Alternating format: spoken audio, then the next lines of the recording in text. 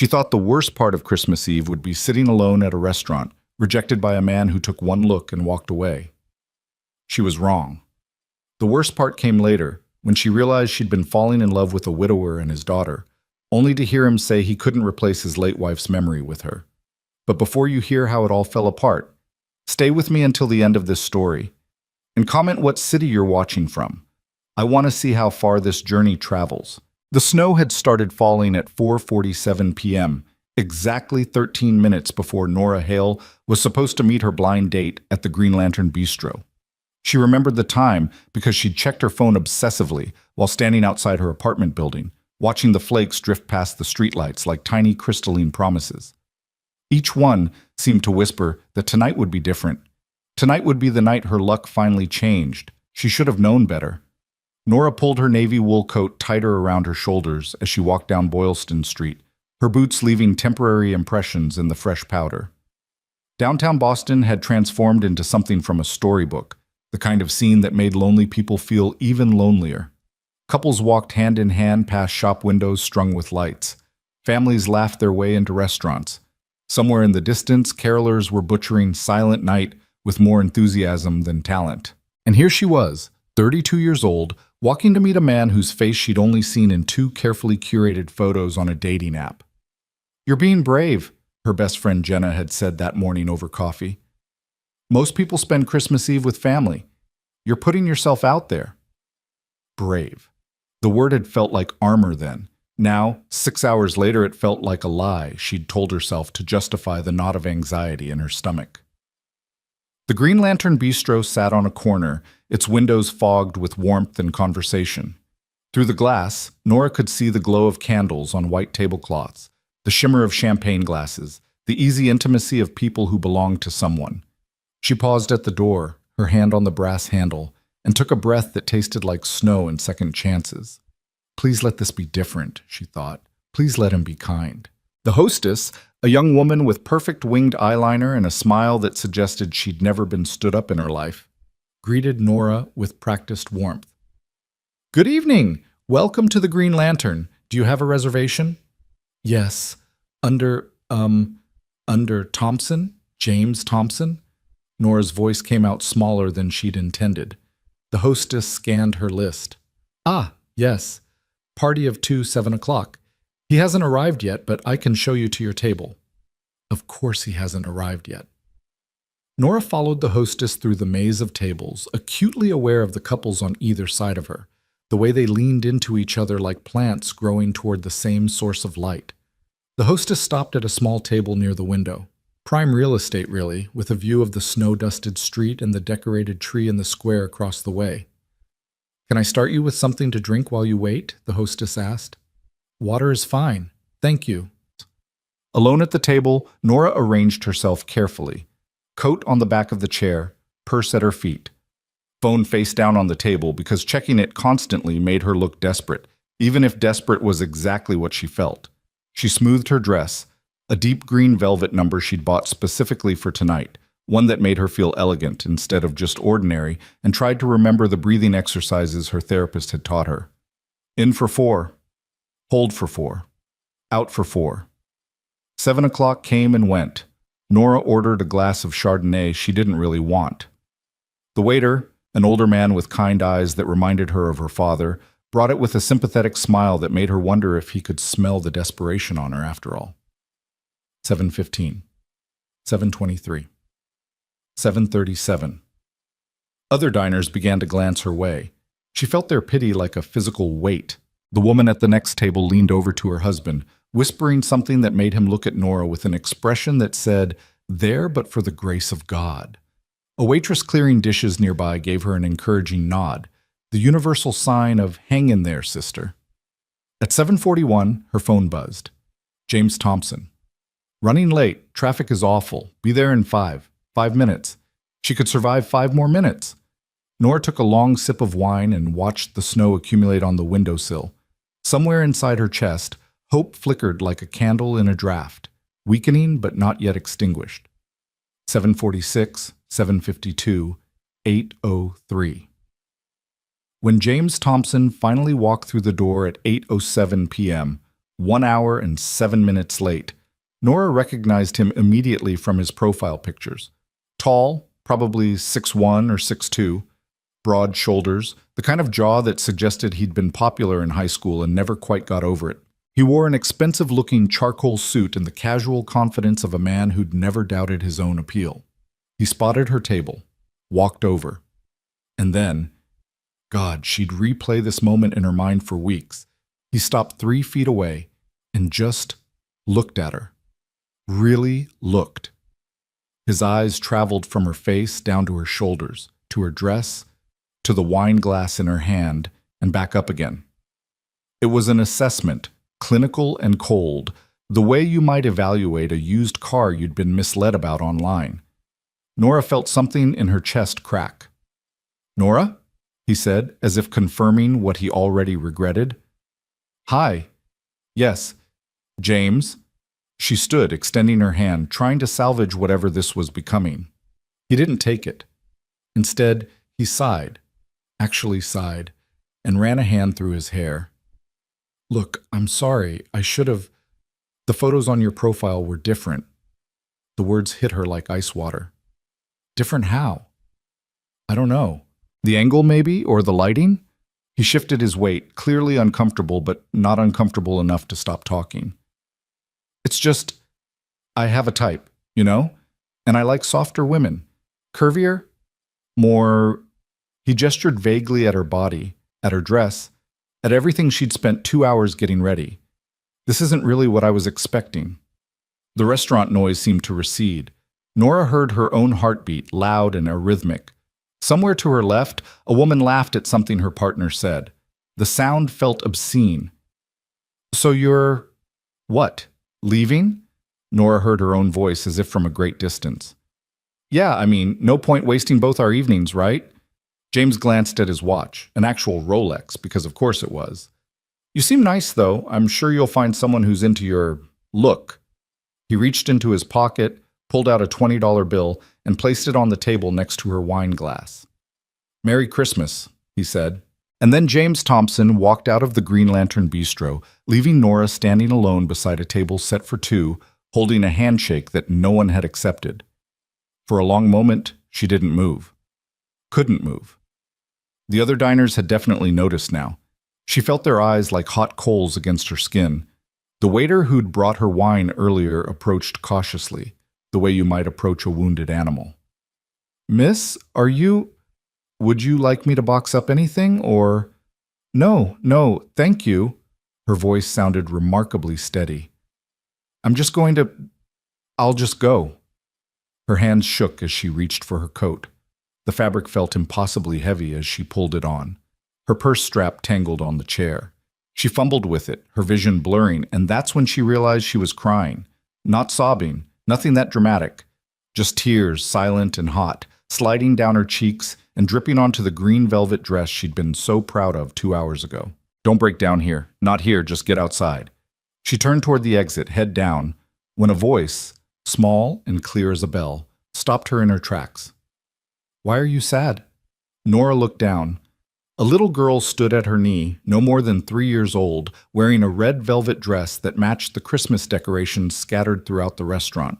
She had wild dark curls pulled into 2 uneven pigtails, and eyes the color of hot chocolate. In her arms, she clutched a hand-knitted teddy bear that had seen better days, one ear partially detached and hanging by a thread. The child stared up at Nora with the kind of unfiltered concern that only small children possess, completely sincere, utterly fearless. Nora wiped at her face with the back of her hand. "I'm okay, sweetie. I'm fine." "You're not fine. You're crying." The girl said this matter-of-factly, as if pointing out that the sky was blue or snow was cold. She shifted the bear to one arm and reached up with her free hand, her tiny fingers stretching toward Nora's. "Crying means sad. Are you sad?" "Daisy! Oh my God, Daisy, I'm so sorry!" A man appeared behind the child, moving with the controlled panic of a parent whose kid has just latched onto a stranger.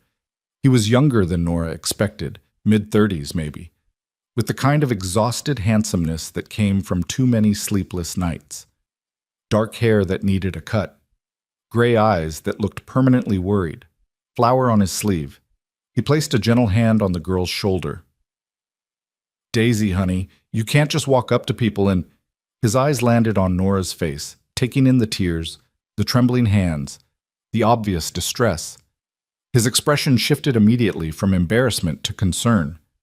Oh, miss, I'm really sorry if she bothered you. She has a habit of trying to fix things. I'm not bothering, Daisy said indignantly. I'm helping. She's sad, Daddy. I can see that, baby, but sometimes grown-ups need space when they're... No, Nora said suddenly, surprising herself. She knelt down until she was eye level with Daisy, not caring that her knees pressed into the restaurant's hardwood floor or that more people were definitely staring now. No, she's not bothering me at all. Up close, the little girl smelled like maple syrup and baby shampoo. Her pigtails were definitely uneven, one significantly higher than the other, and there was what looked like crayon on her collar. She studied Nora's face with the intensity of a tiny scientist. Did someone make you sad? Daisy asked. The question was so direct, so innocent, that Nora felt something loosen in her chest. Yes, she admitted. Someone made me sad. Daisy nodded gravely, as if this confirmed her suspicions. Then, without warning, she launched herself forward and wrapped her small arms around Nora's neck. The hug was sticky and tight and smelled like children and Christmas dinner. Nora's breath caught. When was the last time someone had hugged her like this? Like she was precious. Like she mattered. She couldn't remember. Hugs fix droopy faces, Daisy whispered against her shoulder, a pronouncement that sounded like a direct quote from some parenting book. That's what my daddy says. Over the child's curls, Nora met the father's eyes. He looked mortified. I am so sorry, he said again. Daisy, we need to let the nice lady... It's okay, Nora said softly. She gently extracted herself from the hug and smiled at Daisy, the first genuine smile she'd managed all evening. Thank you. That was exactly what I needed. Daisy beamed, showing a gap where a tooth should have been. See, Daddy? I fixed her droopy face. The man ran a hand through his hair, a gesture that made him look suddenly, vulnerably human. We're working on boundaries. The concept of personal space. It's a process. It's a good quality, Nora said, standing up. Her knees protested slightly. Being kind, wanting to help. Most people find it alarming when a 3-year-old launches herself at them in restaurants. I'm not most people. The words hung in the air between them for a moment. Something flickered across his face. Recognition, maybe, or curiosity? He extended his hand, the gesture formal, but his smile warm. Mason Carter, he said. And you've met Daisy, who apparently moonlights as an emotional support child. Nora Hale. His hand was warm, calloused, real. She held it perhaps a beat too long before letting go. And I think emotional support child might be the best job description I've ever heard. I'm not a child. I'm 3 3/4, Daisy interjected with immense dignity. Then she grabbed Nora's hand with surprising strength. Are you eating dinner? We're eating dinner. You can eat with us. Daisy, Mason said gently. Miss Nora probably has plans. I don't, Nora blurted out before she could stop herself. The truth landed between them, raw and slightly pathetic. I mean, I did, but... She gestured vaguely at the empty table behind her, the wine glass, the $20 bill that James had left like payment for services not rendered. They fell through. Understanding dawned in Mason's eyes. Not pity, thank God, not pity, but something softer. Recognition, maybe. The look of someone who understood what it meant to sit alone at a table set for 2. Then, please, he said quietly, join us. I promise Daisy's table manners are better than her boundary recognition.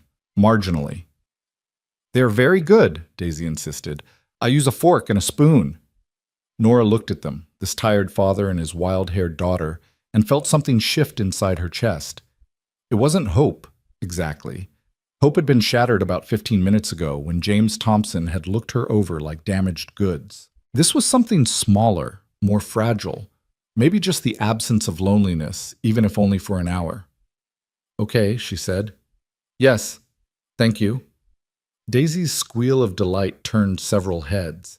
She kept hold of Nora's hand and began tugging her toward a table on the other side of the restaurant, chattering the entire way about her teddy bear. His name is Mr. Buttons, but one of his buttons fell off, so really, he should be Mr. No Buttons. But that's sad. And what she'd ordered for dinner. Chicken fingers because I'm fancy tonight, Daddy said.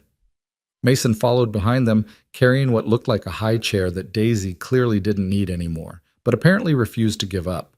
He caught Nora's eye over his daughter's head and mouthed, "Sorry," again, but he was smiling now, a real smile that crinkled the corners of his eyes. Their table was next to a window, similar to the one Nora had just abandoned. Mason had already ordered 2 plates of pasta, a side of chicken fingers, and what looked like enough bread to feed a small army. "We over-ordered," Mason explained as he helped Daisy climb into her chair. "We always over-order. Daisy's convinced we're going to run out of food mid-meal, like we're trapped in a snowstorm instead of just in downtown Boston." "One time we ran out of French fries," Daisy said solemnly. "It was very terrible." "It was a minor fry shortage at best," Mason corrected, but he was smiling. He pulled out a chair for Nora, another old-fashioned gesture that felt like something from a different era. "Please, sit. And if you're vegetarian or have allergies or anything, we can order you something else." "I'm not," Nora said, sitting down slowly, still slightly dazed by the turn her evening had taken. "And pasta sounds perfect, actually." The waiter appeared, a different one from before, mercifully, someone who didn't know she'd just been publicly rejected. Mason ordered another plate of pasta and a glass of wine for Nora, checking with her first about what kind she preferred. His attention to these small details felt almost foreign after months of bad first dates and worse second dates. When the waiter left, Daisy immediately launched into a detailed explanation of Mr. Button's entire backstory, which apparently involved a dramatic rescue from a thrift store and a complicated surgery to reattach his arm. Mason listened with the patient attention of someone who'd heard this story 800 times, but still found it charming. Nora found herself relaxing, the tension in her shoulders slowly unwinding. "So," Mason said when Daisy paused to take a breath, "I have to ask, and please feel free to tell me it's none of my business, but what kind of person stands up someone on Christmas Eve?" The question was gentle, no judgment in it, but Nora still flinched. "He didn't stand me up, technically. He showed up. And then? And then he took one look at me and decided I wasn't what he was looking for." She tried to keep her voice light, casual, like it hadn't carved something out of her chest. "Apparently I'm not soft enough. His words." Mason's expression darkened. "Jesus." "Jesus is a bad word," Daisy piped up helpfully. "Unless you're praying." "You're right, baby. Sorry." Mason looked at Nora, and there was something fierce in his eyes now. "That guy is an idiot. You don't know that. You don't know me. I know that anyone who would judge someone based on," he gestured at her, struggling for words, "based on whether they fit some predetermined checklist, that person is missing the whole point." "The point of what?" "Of everything." He said it simply, like it was obvious. "Of dating, of meeting someone. You're supposed to be surprised by who you connect with. That's the whole—" He stopped himself, shaking his head. "Sorry. I'm overstepping. We just met. I have no right to be—" "No, it's—" Nora found herself smiling despite everything. "It's nice. Thank you." Their food arrived, and for a while they ate in comfortable silence. Well, mostly silence. Daisy provided a running commentary on her chicken fingers, ranking them by size and giving each one a name before eating it. Mason apologized approximately every 30 seconds for something: his daughter's volume, the fact that she'd started arranging her peas into a smiley face, her insistence on sharing her chicken finger named Barbara with Nora. "Stop apologizing," Nora finally said, accepting Barbara the chicken finger with appropriate solemnity. This is the best part of my day. Honestly." Mason studied her face for a moment, something unreadable passing behind his eyes. "Mine too," he said quietly. "You'd be surprised how many Christmas Eves I've spent eating dinner with just Daisy, wishing we had someone else at the table." The admission hung between them, heavy with meaning. "Where's—" Nora started, then stopped. "Sorry, that's too personal." "Her mom—" Mason said it matter-of-factly, but Nora heard the careful control in his voice. Gone. Since Daisy was one. And before you ask the next logical question, no, she's not coming back. Ever. I'm sorry. Don't be. Some people aren't built for... He glanced at Daisy, who was now using her remaining peas as ammunition to shoot at her water glass. For this, for commitment, for kids, for staying. Still, that must be hard. It is, sometimes. He cut a piece of pasta with more force than necessary. But we manage, don't we, Daisy? We manage very well, Daisy agreed, though she clearly had no idea what she was agreeing to. And now Nora can manage with us. Daisy, honey, Nora has her own life. But she's sad, and we're sad, and sad people should manage together. Nora felt her eyes burning again, but this time it wasn't from humiliation. You're sad? She asked Daisy gently. The little girl considered this with the seriousness of a philosopher. Sometimes, on account of I don't have a mommy and all the other kids do, but I have Daddy and Mr. Buttons, so mostly I'm happy, like 70% happy. 70% is pretty good, Nora said around the lump in her throat. What percent happy are you? Daisy asked. It was such an absurd question, so childishly direct, that Nora almost laughed. Right now, in this moment? She looked around the table, at the pasta they were sharing, at Daisy's gap-toothed smile, at Mason's worried eyes. Maybe 60%. But climbing. See? Daisy said to her father triumphantly. I'm helping. They stayed at the restaurant for 2 more hours. The pasta turned into dessert, chocolate cake that Daisy insisted on helping Nora eat, which meant Daisy ate most of it while Nora gamely nibbled at the edges. Mason told stories about his work as a bakery owner, about inheriting his grandmother's recipes and his battle with a temperamental industrial oven named Bertha. Nora found herself talking about her job as a children's book illustrator, about the way she'd always felt more comfortable drawing emotions than expressing them. That's why your hands have paint on them, Daisy observed, grabbing Nora's hand to examine it closely. There was, indeed, a smudge of cerulean blue on her thumb that she'd missed earlier. You're an artist. Something like that. Can you draw Mr. Buttons? Daisy, Mason warned. Let Nora finish her cake. No, it's okay. Nora pulled a napkin toward her and borrowed a pen from the waiter. In quick, confident strokes, she sketched Mr. Buttons, slightly more handsome than his real-life counterpart, with both ears intact and a heroic expression. She added a cape for good measure. Daisy's eyes went wide. He's beautiful. He's very dashing, Nora agreed, handing over the napkin. Mason leaned over to look, and his expression shifted into something Nora couldn't quite read. Wonder, maybe. Or recognition. You're really good, he said. It's just a doodle. No, it's... He pointed at the way she'd captured Mr. Button's personality in just a few lines. You made him look brave. How did you know he was brave? Daisy told me about the thrift store rescue. That's a brave bear. They smiled at each other over Daisy's head, and Nora felt that flutter again in her chest, the one she'd thought was permanently dead as of 2 hours ago. Eventually, the restaurant began to empty. The waiter brought the check, and Mason reached for it immediately, waving off Nora's protests. You got publicly humiliated in my restaurant, he said. The least I can do is buy you dinner. This isn't your restaurant. You know what I mean. He paid in cash, leaving a generous tip, and helped Daisy into her winter coat, a red puffer that made her look like a tiny marshmallow. Outside, the snow had intensified. Boylston Street looked like something from a movie set, the kind of Christmas scene that usually made Nora feel excluded from the magic.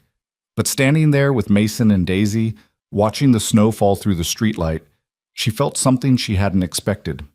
Belonging. Which way are you headed? Mason asked, zipping Daisy's coat up to her chin. Toward the Common. I'm on Beacon Hill. We're going that way too. Walk with us? They made their way through the snowy streets, Daisy between them, holding both their hands and swinging with each step. She chattered about everything and nothing, about how snowflakes were actually made of ice crystals shaped like stars, about how Santa was probably almost done with his deliveries, about how she'd asked for a new mommy for Christmas, but her daddy said, that's not how Santa works. Mason looked like he wanted the snow to swallow him whole. I told her Santa brings toys, not people, he explained quietly, while Daisy was distracted by a particularly impressive Christmas display. But she's convinced there's a loophole. Is there? Nora asked, surprising herself. A loophole? For someone who deserves a family? He looked at her then, really looked at her, and Nora saw something in his expression that made her breath catch. Not pity, not even kindness, just possibility. Maybe, he said softly. They reached the edge of the common, where their paths would diverge. Daisy, exhausted from dinner and excitement, had gone quiet, leaning heavily against her father's leg. "This is us," Mason said, gesturing toward a side street. "We're just off Charles." "I'm up Beacon." Nora pointed in the opposite direction. They stood there in the snow, neither moving, and Nora felt the weight of the moment. This was where it would end, this strange, perfect bubble of an evening where she'd been rescued by a 3-year-old and her widowed father. Tomorrow she'd wake up and it would just be a story, a weird Christmas Eve tale to tell Jenna over coffee. Unless. "Could I?" Mason started, then stopped, started again. "Would it be completely inappropriate if I asked for your number? After you fed me and let your daughter emotionally support me through a crisis? Completely inappropriate," Nora said, but she was already pulling out her phone. They exchanged numbers under the streetlight, their fingers fumbling with cold and something else. When Mason's phone buzzed with her text, she'd sent a simple "Hi, it's the woman with the droopy face." He smiled. "I'm really glad Daisy accosted you tonight," he said. "I'm really glad she did too." Daisy, half asleep, mumbled something that sounded like "new mommy" and buried her face in Mason's coat. "Ignore her," Mason said quickly. "She's delirious." "Or honest," Nora suggested. They said goodnight, awkward, lingering, not wanting to end but not knowing how to continue. Finally, Mason scooped up Daisy and started walking backward, waving until they disappeared around the corner. Nora stood in the snow for a long moment after they'd gone, her phone warm in her pocket, her heart doing something complicated in her chest. The evening had started with rejection and humiliation. It should have broken her. But instead she felt hope. The fragile, dangerous kind. She turned toward home, and for the first time in months, she wasn't thinking about everything she lacked. She was thinking about a little girl who'd offered her a hug without hesitation, a man who'd looked at her like she was someone worth seeing, and a Christmas Eve that had somehow become magical despite its disastrous start. Her phone buzzed. Mason Carter. "Daisy wants me to tell you that you're invited to breakfast tomorrow. Actually, she demanded it. I'm just the messenger." Nora smiled at the screen, snowflakes catching in her hair. Nora Hale. "What time?" Mason Carter. "Is 9 too early? We're early risers, hazard of the bakery business." Nora Hale. 9 is perfect. Mason Carter. "Fair warning, Daisy makes pancakes with more enthusiasm than skill." Nora Hale. "Those are the best kind." She walked home through the snow, and the loneliness that had sat like a stone in her chest for months felt lighter somehow. Not gone, grief and rejection didn't disappear that easily, but manageable. Like maybe 70% happy wasn't such a bad place to start. When she reached her apartment, she turned to look back at the snowy street, at the lights of Boston spreading out below Beacon Hill like a constellation of second chances. And she thought, maybe James Thompson did me a favor. Because if he'd been kind, if he'd stayed, she never would have met a 3-year-old girl who fixed droopy faces with hugs, or her father who looked at her like she was someone worth knowing instead of someone worth dismissing. The universe, it seemed, had a strange sense of timing. Nora went inside, hung up her coat, and looked at her reflection in the mirror. The green velvet dress was slightly wrinkled now, her makeup smudged from crying and laughing and everything in between. But she looked alive. Like someone who'd survived something and come out the other side with possibility in her pocket and a breakfast invitation on her phone. She texted Jenna, "You won't believe what happened." Then she changed into pajamas, made herself tea, and sat by her window watching the snow fall over Boston. And for the first time in a year, she let herself imagine something beyond survival. She let herself imagine family. Nora woke on Christmas morning to 17 texts from Jenna, each one more insistent than the last. demanding details about what could possibly have happened to transform her disaster date into something worth celebrating. She ignored them all, pulled on jeans and a cream-colored sweater, and spent 20 minutes trying to decide if wearing makeup to breakfast with a 3-year-old and her father counted as trying too hard. She wore it anyway. The address Mason had texted led her to a narrow brownstone tucked between a bookshop and a vintage clothing store on Charles Street. The front window displayed a hand-painted sign, Carter's Est 1952. Through the glass, she could see rows of pastries, crusty bread loaves, and a glass case full of cakes that looked like edible architecture. Before she could knock, the door flew open. "You came!" Daisy launched herself at Nora's knees with the force of a tiny cannonball. She wore pajamas covered in reindeer and mismatched socks, one red and one green. Her hair had been pulled into the same uneven pigtails as last night, suggesting Mason's hairstyling skills hadn't improved overnight. "Daddy said maybe you wouldn't come because grown-ups sometimes say yes, but mean maybe. But I knew you would come because you promised, and promises are forever." "Daisy, let her breathe," Mason called from somewhere inside. "She just got here." He appeared a moment later, wiping flour from his hands onto an apron that read, "I need you," in faded letters. He looked different in the morning light, younger somehow, despite the exhaustion still visible around his eyes. His hair stuck up in about 7 different directions, and there was what looked like pancake batter on his shoulder. "Hi," he said, and the simple word carried so much weight, nervousness, hope, the acknowledgement that last night had been real, and this morning was a test of whether it could become something more. "Hi," Nora echoed. "I brought—" She held up a bottle of maple syrup she'd grabbed from her apartment, then immediately felt stupid. "I don't know why I brought this. You probably have syrup. You own a bakery." "We have 17 types of syrup," Daisy announced proudly. "But yours is special because you brought it, so we're using it first." Mason smiled, and the warmth of it did something dangerous to Nora's equilibrium. "Come in, please, before my daughter drags you in physically." The bakery smelled like heaven, yeast and cinnamon and butter and possibility. The front room housed the shop itself, empty now because of the holiday, but Nora could imagine it full of morning customers clutching coffee and croissants. Mason led her through a doorway behind the counter and up a narrow staircase. "We live above the shop," he explained. "My grandmother started the business. My dad took it over, then me. It's kind of a family curse, or blessing, depending on the day." "Today it's a blessing," Daisy interjected, skipping up the stairs ahead of them, "because we have pancakes." The apartment above the bakery was small but warm, decorated in what Nora would call comfortable chaos. Daisy's toys occupied every horizontal surface. Books leaned in precarious towers. A Christmas tree stood in the corner, slightly crooked, decorated with an eclectic mix of ornaments that looked handmade.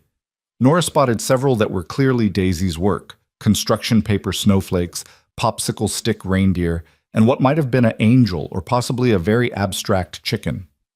"Sorry about the mess," Mason said, moving a stack of picture books off the couch. "We had big plans to clean before you came, but then Daisy insisted on making you a welcome card, which somehow involved glitter, and—" He gestured at the dining table, which was indeed covered in enough glitter to supply a small craft store.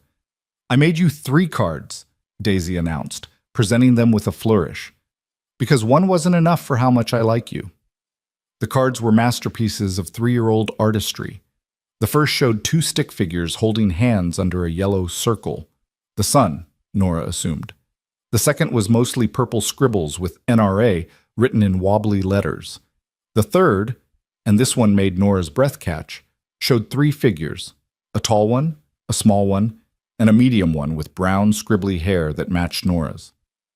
"That's our family," Daisy explained, pointing. "That's me, that's Daddy, and that's you." Mason's face went pale. "Daisy, honey, we talked about this. Nora is our friend. She's not—" "She could be," Daisy said stubbornly, "if she wanted." Nora knelt down until she was eye level with the little girl. "These are beautiful," she said carefully, not looking at Mason because she could feel his mortification radiating like heat. "Can I keep them? Forever and ever?" "Forever and ever." Daisy beamed and threw her arms around Nora's neck again, and over the child's shoulder, Nora finally met Mason's eyes. He mouthed, "I'm sorry," for probably the 15th time since they'd met, but Nora just shook her head slightly. She wasn't sorry. Not even a little bit. Breakfast was exactly as chaotic as promised. Daisy had indeed helped make the pancakes, which meant they came in various abstract shapes. One looked vaguely like a dinosaur, another like a blob with aspirations. Mason had also made bacon, eggs, and what he called Christmas morning cinnamon rolls that were still warm from the oven downstairs. "These are incredible," Nora said around her third bite of cinnamon roll. "Seriously, this is like eating a cloud made of sugar and butter." "That's Grandma Carter's recipe," Mason said. "She always said the secret was using way more butter than any sane person would consider necessary, and then doubling it. Your grandmother was a genius." "She really was." Something flickered across his face. Grief, maybe, or nostalgia. "She passed 3 years ago. Left me the bakery and about 10,000 recipes written on index cards in handwriting I can barely read." "But we're learning them," Daisy chimed in, her mouth full of pancake. "Sometimes they turn out wrong, and we have to feed them to the birds, but mostly they're good." "Mostly," Mason agreed. They ate at the small dining table, Daisy narrating every bite and periodically insisting on feeding Nora pieces of pancake because sharing is caring. Mason apologized less as the meal went on, settling into an easier rhythm. He told stories about learning to bake from his grandmother, about the time he'd accidentally used salt instead of sugar in a wedding cake, about the regular customer who came in every Tuesday for the same blueberry muffin and would accept no substitutes. Nora found herself relaxing in a way she hadn't in months. There was no performance here, no trying to be impressive or interesting or enough. She could just exist. Listen, laugh at Daisy's increasingly absurd explanations for why dinosaurs probably liked pancakes. After breakfast, while Mason cleaned up despite Nora's offers to help, Daisy gave her the official apartment tour. It took approximately 45 seconds because the apartment was tiny, but Daisy stretched it to 15 minutes by providing detailed backstories for every toy, book, and piece of furniture. "This is my room," she announced, pushing open a door to reveal a space that looked like a rainbow had exploded. The walls were painted lavender. The bedspread was covered in unicorns. Drawings covered every available surface, taped to walls, scattered on the floor, pinned to a corkboard that held at least 60 pieces of artwork. "You like to draw," Nora observed. "I like to draw very much." Daisy pulled out a box from under her bed, overflowing with crayons, markers, and what looked like finger paints. "Daddy says I'm going to be a famous artist someday and people will pay lots of money for my pictures." "I think your daddy is right. Can you draw with me?" Before Nora could answer, Mason appeared in the doorway. "Daisy, Nora doesn't have to—" "I'd love to," Nora interrupted. "If you have paper?" 20 minutes later, they were sprawled on the living room floor, surrounded by art supplies. Daisy drew with the intense concentration of a surgeon, her tongue poking out slightly as she worked on what she explained was a picture of Mr. Buttons fighting a dragon. Mason sat on the couch with a cup of coffee, occasionally offering commentary, but mostly just watching. Nora sketched idly, her hands moving without conscious thought. She drew what she always drew when she wasn't thinking: windows. She'd been drawing windows since she was a child, always looking in at scenes of warmth and family. A therapist had once suggested it represented her feeling of being on the outside looking in. Nora had stopped seeing that therapist. "That's pretty," Daisy said, abandoning her dragon to peer at Nora's sketch. "What is it?" "It's a window. See? You can look through it and see a family having dinner." Daisy studied it seriously. "Are they happy?" "I think so. See how they're all leaning toward each other? That means they like being together. Like us." The words hung in the air. Nora glanced up at Mason, who was staring into his coffee cup like it contained the secrets of the universe. "Yeah," Nora said softly. "Like us." They drew for another hour. Daisy created approximately 17 masterpieces, each one requiring detailed explanation and lavish praise. Mason eventually joined them on the floor, sketching stick figures that made Daisy laugh hysterically because Daddy can't draw at all. "I have other skills," he protested. "Like what?" "Like making sure you eat vegetables, like remembering to pay the electric bill, like—" He reached over and tickled Daisy's ribs, making her shriek with laughter. The sound filled the small apartment, bright and pure, and Nora felt something crack open in her chest. This was what she'd been missing, not romance necessarily, not grand gestures or dramatic declarations, just this. The casual intimacy of being included, of mattering to someone, of being part of the warmth instead of drawing it from the outside. Her phone buzzed. Jenna again. Jenna, if you don't tell me what happened, I'm coming over there. Nora, I'm at breakfast with the guy from last night and his daughter. Jenna, excuse me? Nora, I'll explain later. Jenna, you better. I want details. I want a novel. Nora silenced her phone and looked up to find Mason watching her. Everything okay? He asked. Just my best friend demanding to know why I'm not home, wallowing in rejection. And what are you going to tell her? Nora looked around the apartment, at the crooked Christmas tree, at Daisy singing to herself while she drew, at the cinnamon roll crumbs still on the table, at Mason's worried gray eyes. The truth, that I got rejected by an idiot and rescued by a 3-year-old. I'm 3 3/4, Daisy corrected without looking up. My mistake. The day unfolded with the lazy sweetness of Christmas morning. They watched a movie, Daisy's choice, something animated involving talking animals and a villain who wasn't actually that villainous. Daisy fell asleep halfway through, curled against Nora's side like she'd done it 1,000 times before. Mason carefully extracted his daughter and carried her to her room. When he came back, he sat on the couch next to Nora, leaving a respectful distance between them that somehow felt more intimate than touching. She really likes you, he said quietly. I really like her. She doesn't usually... He paused, searching for words. Daisy's friendly with everyone, but she doesn't usually attach like this. Not this fast. Is that a problem? I don't know. Mason ran a hand through his hair, the gesture Nora was coming to recognize as his tell when he was anxious. I guess I'm worried about what happens if this, he gestured between them, doesn't work out. She's already calling you her new mommy. She's 3. She doesn't understand casual. Do you want casual? Nora asked, proud that her voice stayed steady. Mason looked at her then, really looked at her, and Nora saw everything in his expression, the fear, the hope, the bone-deep exhaustion of being a single parent who'd stopped believing in fairy tales. No, he said finally, but I don't know if I can do anything else. Not with Daisy. It's all or nothing with her in the picture. You'd be signing up for... He gestured around the apartment, at the toys and the chaos, and the life built for 2 that might have room for 3. For all of this. For a ready-made family. For a kid who draws on the walls and asks 12,000 questions before breakfast and still has nightmares about whether her mom left because she wasn't good enough. Nora's chest tightened. Is that what she thinks? Sometimes. On bad days. Mason's voice cracked slightly.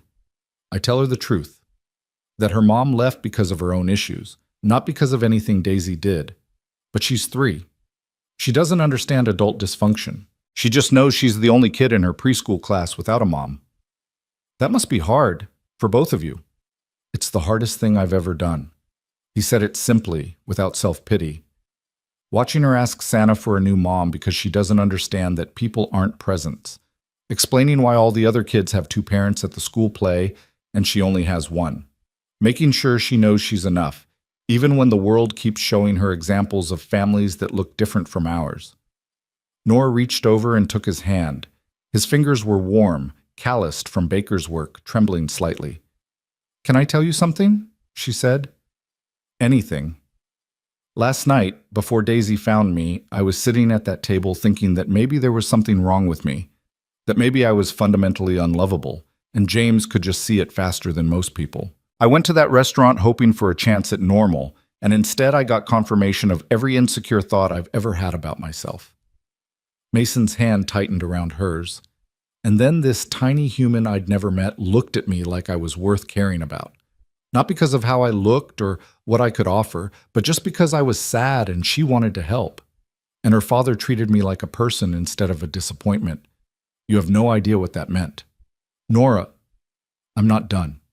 She took a breath. I know it's fast. I know it's crazy. We met literally 12 hours ago. But when I woke up this morning, I wasn't thinking about James or about being rejected. I was thinking about having breakfast with you and Daisy, about whether she'd remember me, about whether this was real or just a beautiful accident. It's real, Mason said quietly. At least, I want it to be. So do I. They sat there on the couch, hands intertwined, while the Christmas movie played to an empty room and Daisy snored softly in her bedroom. Outside, snow began to fall again, dusting the windows of the apartment above the bakery. I should probably tell you, Mason said after a while, that I'm a mess. Daisy's mom, her name was Rachel, she left without warning. Just walked out one day while I was at the bakery and Daisy was with the sitter. I came home and there was a note that said she couldn't do it anymore, couldn't be a mother, couldn't be tied down, just couldn't. God, Mason. I spent a year waiting for her to come back, thinking maybe she just needed time. Maybe she'd realize what she was missing, but she never did. Changed her number, blocked me on everything. Her parents won't even tell me where she is. He laughed, but there was no humor in it. So yeah, abandonment issues, trust problems, the whole package. We all come with packages, Nora said. Mine includes anxiety, a fear of not being enough, and a bad habit of drawing windows that symbolize my feeling of being excluded from normal life. That's what you were drawing earlier. Yeah, but you're not on the outside anymore, Mason pointed out. You're here, inside, with us. The simple observation made her eyes burn. For now. For as long as you want to be. Before Nora could respond, Daisy appeared in the doorway, rubbing her eyes with one fist and clutching Mr. Buttons with the other. I had a dream about cookies, she announced, the kind with the chocolate chips that we make on Sundays. It's Christmas, baby. We don't have... Can we make them now? Daisy's eyes landed on Nora, and her whole face lit up. Can Nora help? Mason looked at Nora apologetically. You don't have to. I want to, Nora said, and she meant it. So they made cookies. The bakery kitchen downstairs was a cathedral of stainless steel and the ghosts of 1,000 loaves of bread. Mason moved through it with practiced ease, gathering ingredients while Daisy climbed onto a stool and Nora washed her hands in the industrial sink. Okay, Mason said, tying an apron around Daisy's waist. What's the first rule of baking? Measure twice, pour once, Daisy recited. And the second rule? If you make a mess, you clean it up. And the third rule? Have fun, and don't eat all the chocolate chips before they go in the dough. Mason handed Nora an apron. It was covered in flower handprints. Small ones that must be Daisy's, larger ones that were his. She tied it on and felt absurdly like she was putting on a costume for a role she'd been auditioning for her whole life. Daisy took her role as head chef very seriously. She insisted on explaining each step to Nora, even though Nora had made chocolate chip cookies approximately 8 million times. But she listened attentively as Daisy described the importance of creaming the butter and sugar, the precise technique for cracking eggs. You have to be gentle, or the shell goes in, and that's very bad. And the critical decision of chip-to-dough ratio. More chips is always better, Daisy declared. That's what Daddy says. That is not what I say, Mason protested. I say there's a balance. More chips, Daisy repeated firmly, dumping another handful into the bowl. They worked together, the three of them, in a rhythm that felt startlingly natural. Mason guided Nora through his grandmother's recipe, his hand occasionally covering hers to show her the right texture. Daisy narrated everything like she was hosting a cooking show. Flour ended up everywhere, on the counter, on the floor, on Nora's face where Daisy had accidentally dusted her while giggling. You're supposed to supervise her, Nora said to Mason, wiping flour from her cheek. I am supervising. I'm supervising you both making a mess of my kitchen. Our kitchen, Daisy corrected. And messes are part of art, Daddy, you said that. I meant metaphorical messes, not literal flour explosions. But he was smiling, the kind of smile that crinkled his eyes and made him look younger. Nora caught herself staring and looked away quickly, focusing on rolling cookie dough into perfect spheres while Daisy insisted each one needed a name. This one's Margaret, this one's Phil, this one's Sparkle Princess the Third. What happened to Sparkle Princesses 1 and 2? Nora asked. We ate them yesterday, Daisy said matter-of-factly. The cookies went into the oven, and while they baked, Daisy demanded they play hide-and-seek in the bakery. Mason tried to veto this idea, but Nora was already agreeing, and Daisy was already running off to hide. They found her behind a stack of flour bags, giggling so hard she gave herself away immediately. Then it was Nora's turn to hide. She squeezed into a supply closet and listened to Daisy's footsteps thundering through the bakery, Mason's voice gently guiding her. Warmer, colder, warmer again. When they found her, Daisy threw herself into Nora's arms with such force they both nearly toppled over. "You're good at hiding," Daisy declared, "but not good enough for me." They played 3 more rounds before the timer dinged. The cookies emerged from the oven, golden and perfect. The chocolate chips still melted and glossy. Daisy insisted they eat them immediately, despite Mason's warnings about burning their mouths. "Sometimes," he said, watching Nora and Daisy blow on hot cookies with identical expressions of impatient anticipation, "burned mouths are worth it." They ate warm cookies and drank cold milk at the prep counter, their legs dangling from tall stools. Daisy got chocolate on her face, her hands, and somehow in her hair. Mason laughed more than Nora had heard him laugh yet, and the sound did something dangerous to her heart. "Best Christmas ever," Daisy announced through a mouthful of cookie. "Don't talk with your mouth full, baby." Daisy swallowed dramatically. "Best Christmas ever." "It's pretty good," Nora agreed softly, meeting Mason's eyes over Daisy's head. "Yeah," he said. "It really is." Evening came too quickly. Nora knew she should leave. She'd been there all day, and there were limits to how much of herself she should impose on this family she'd just met. But every time she mentioned going, Daisy found another reason she should stay. Dinner, a game, one more story. Finally, as the sky darkened and the snow picked up again, Mason walked her to the door. "Thank you for today," he said quietly, while Daisy was distracted by putting Mr. Buttons to bed. I can't remember the last time Christmas felt like this." "Like what?" "Full." He said it simply, but Nora heard everything underneath. The apartment, the day, my heart, all of it. Full. Nora reached up and touched his face, her palm against his cheek. He leaned into it, his eyes closing briefly. "Can I see you again?" he asked. "Not just once, I mean regularly, like we're doing this, for real. I'd like that. Even with all the complications? Even knowing what you'd be walking into?" "Especially knowing," Nora said. "I don't want easy, Mason. I want real." He kissed her then, soft and careful, like she was something precious he was afraid of breaking. It was nothing like the passionate kisses in movies, but it was perfect. A promise more than a declaration, a beginning instead of a peak. When they pulled apart, Daisy was standing 3 feet away, grinning. "I knew it," she crowed. "I knew you were going to be my new mommy." "Daisy, we talked about this," Mason started, but Nora was laughing, and suddenly he was laughing too, and Daisy was hugging both their legs while snow fell past the window of the bakery. Nora walked home through the snowy streets of Boston, thinking about windows and families and the strange way life could pivot on a single moment. 24 hours ago, she'd been sitting in a restaurant watching her hope shatter. Now she was walking home with the taste of Mason's kiss on her lips and the echo of Daisy's laughter in her ears. Her phone buzzed. "Mason. She's asking when you're coming back." "Nora. What did you tell her?" "Mason. That I'd ask you. So, when are you coming back?" "Nora. Tomorrow too soon?" "Mason. Tomorrow's perfect." That night, Nora added a figure to one of her window drawings. A woman with brown scribbly hair, standing on the inside looking out. Not excluded anymore, not on the outside looking in. Finally, beautifully, irrevocably inside. Tomorrow became the day after, which became the week after, which became a month of tomorrows strung together like lights on Daisy's crooked Christmas tree.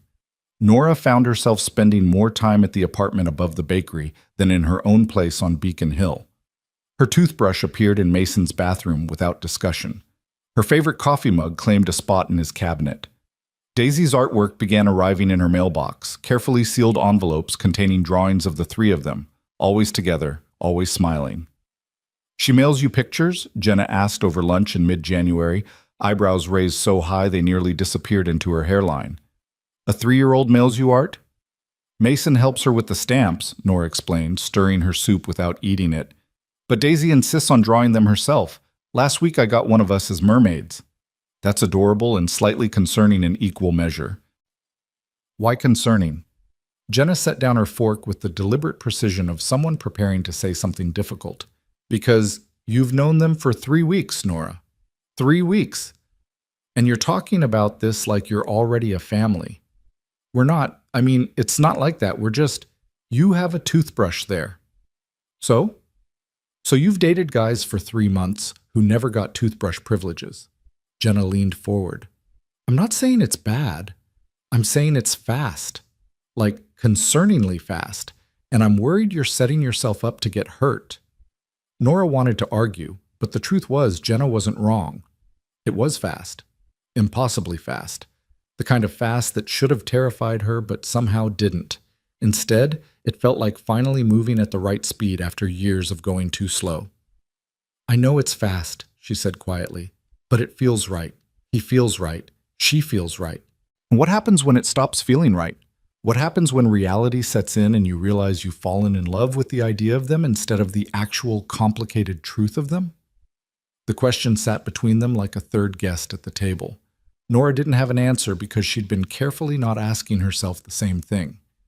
That evening, she showed up at the bakery at her usual time, 6:30, after Mason closed the shop but before Daisy's bedtime. She had her key now, another milestone they'd crossed without ceremony. Mason had simply pressed it into her palm one morning and said, "In case you want to come over when I'm elbow deep in dough."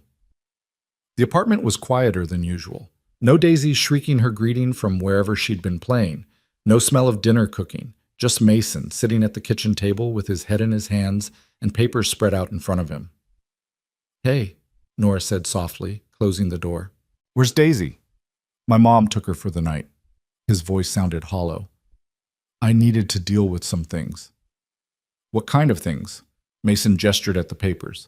Even from across the room, Nora could see official letterhead, legal language, the kind of documents that never brought good news. She crossed to the table and sat down beside him. "Talk to me." "Rachel's parents." He said the name like it tasted bad. "They want to see Daisy. They've been calling, sending letters. They say they didn't know Rachel had a daughter until recently. They want to be part of her life." Nora's stomach dropped. "What do you mean they didn't know?" "Rachel didn't tell them she was pregnant. Didn't tell them when Daisy was born. Cut them off completely when she left. They had no idea they had a granddaughter until Rachel's sister saw a photo of Daisy I posted on Facebook last month." Mason laughed bitterly. "I wasn't even trying to track Rachel down.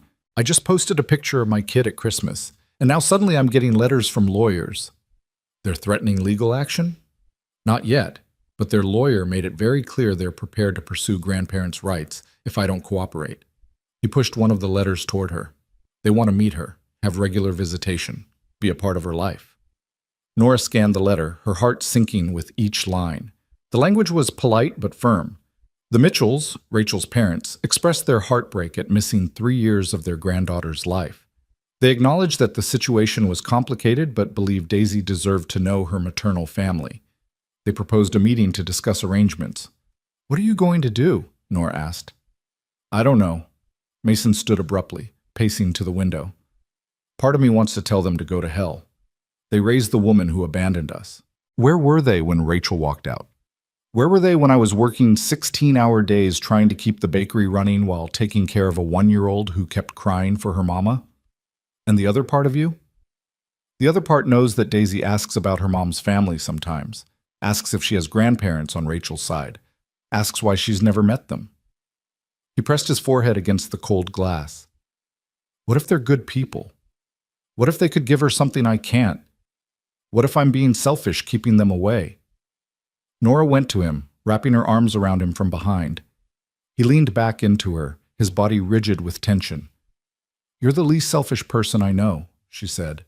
"Everything you do is for her."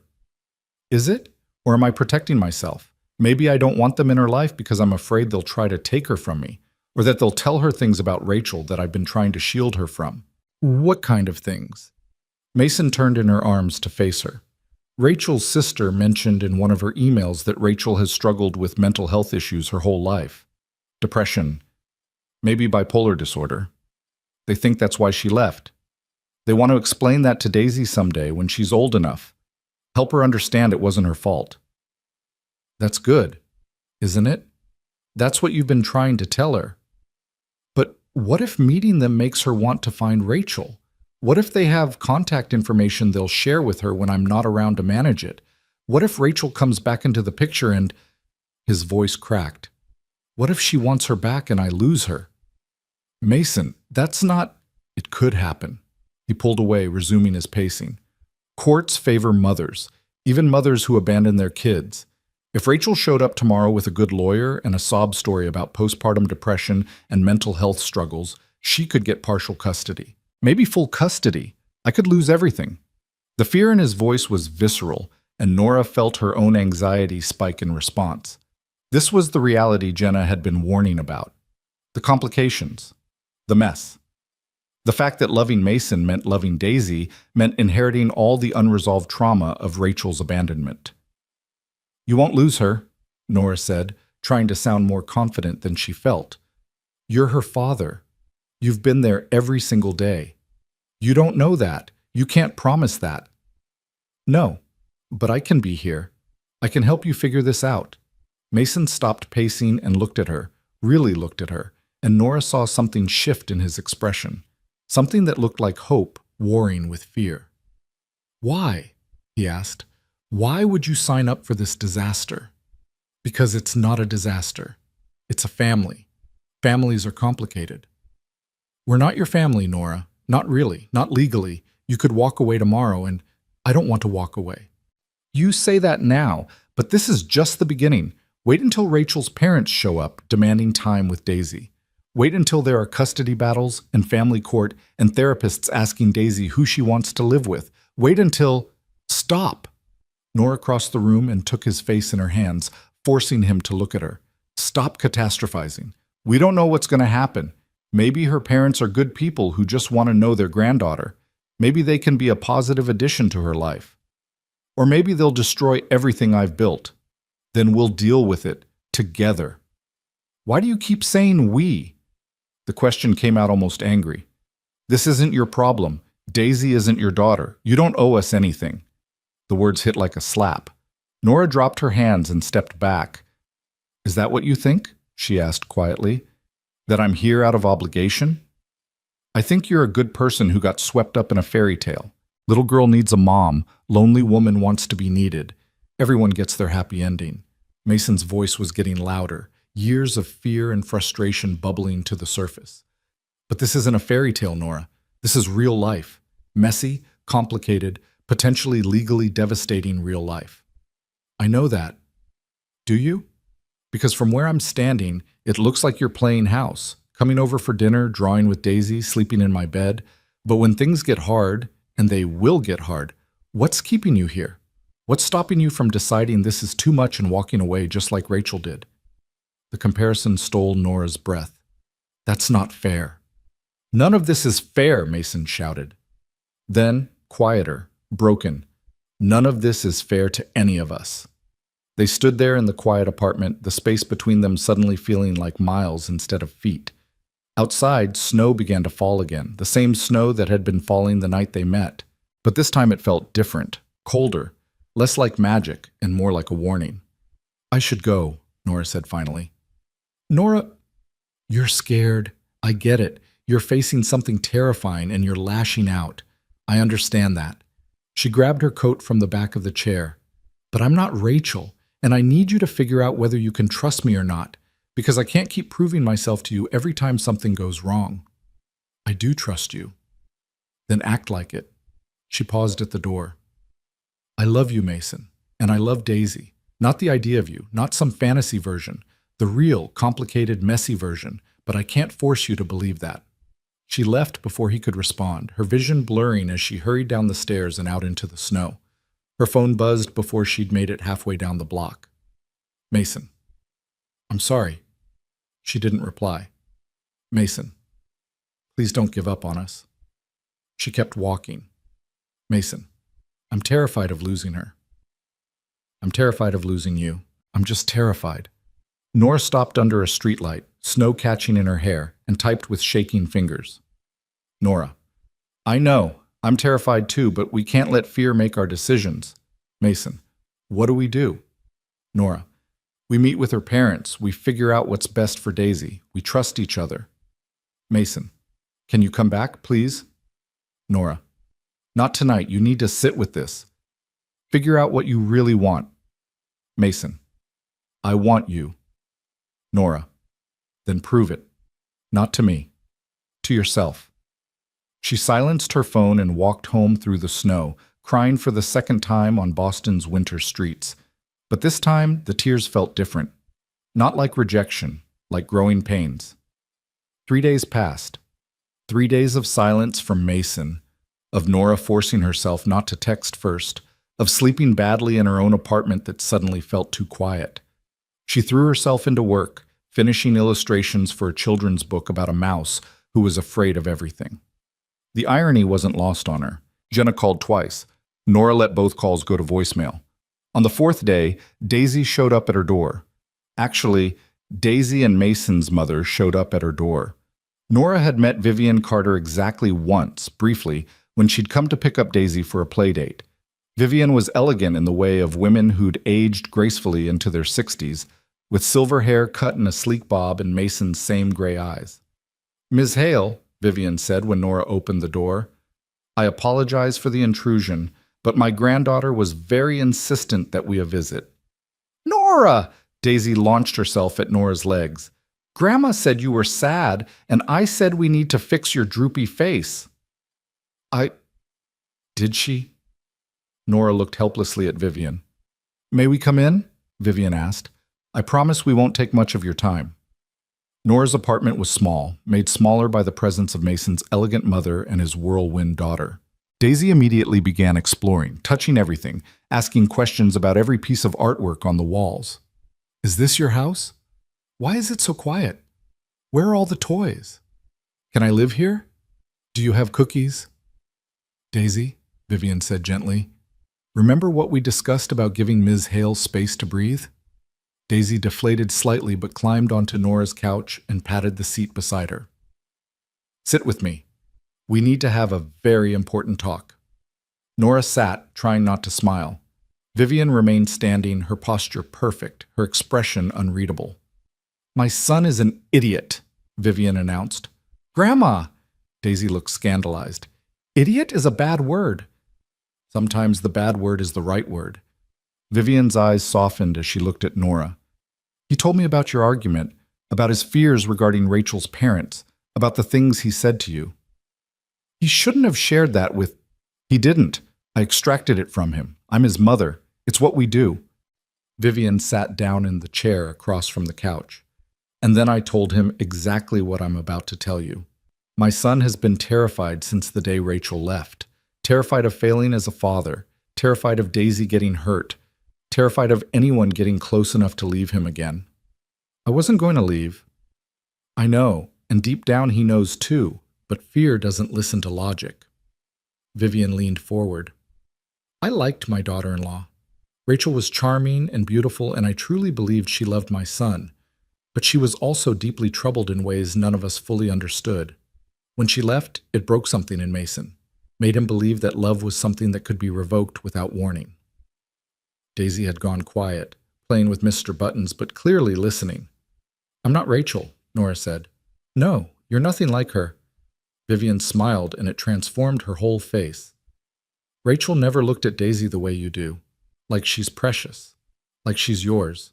Rachel loved Daisy, I believe that, but she loved her own freedom more. You don't have that conflict. You look at my granddaughter like she's the sun. She kind of is, Nora admitted, looking at Daisy. I know it's fast, Vivian continued. I know you've only known them a month. I know every rational person would tell you to slow down. But I've watched you with them. I've seen the way my son looks at you, the way he smiles when you text, the way Daisy talks about you like you've always been part of her life. She paused. Love doesn't follow a timeline. Sometimes it's fast because it's right. What if it falls apart? Nora heard the fear in her own voice. What if Mason's right and I can't handle the complications? Then it falls apart, and you survive, and you move on. Vivian said it matter-of-factly, without judgment. But what if it doesn't fall apart? What if you're exactly what they need and they're exactly what you need? Are you willing to give that up because you're afraid? Before Nora could answer, Daisy crawled into her lap. Don't be afraid, she said seriously, her small hands on Nora's cheeks. When I'm afraid of the dark, Daddy sings to me. When I'm afraid of dogs, he holds my hand. When you're afraid, we can hold you. Nora's eyes burned. Yeah? Yeah, because that's what families do. They hold each other when things are scary. Who told you that? You did. When you were drawing with me and I was scared, my picture wasn't good enough. Daisy pressed her forehead against Nora's. You said families help each other be brave. Nora looked at Vivian over Daisy's curls. Did Mason send you? He doesn't know we're here.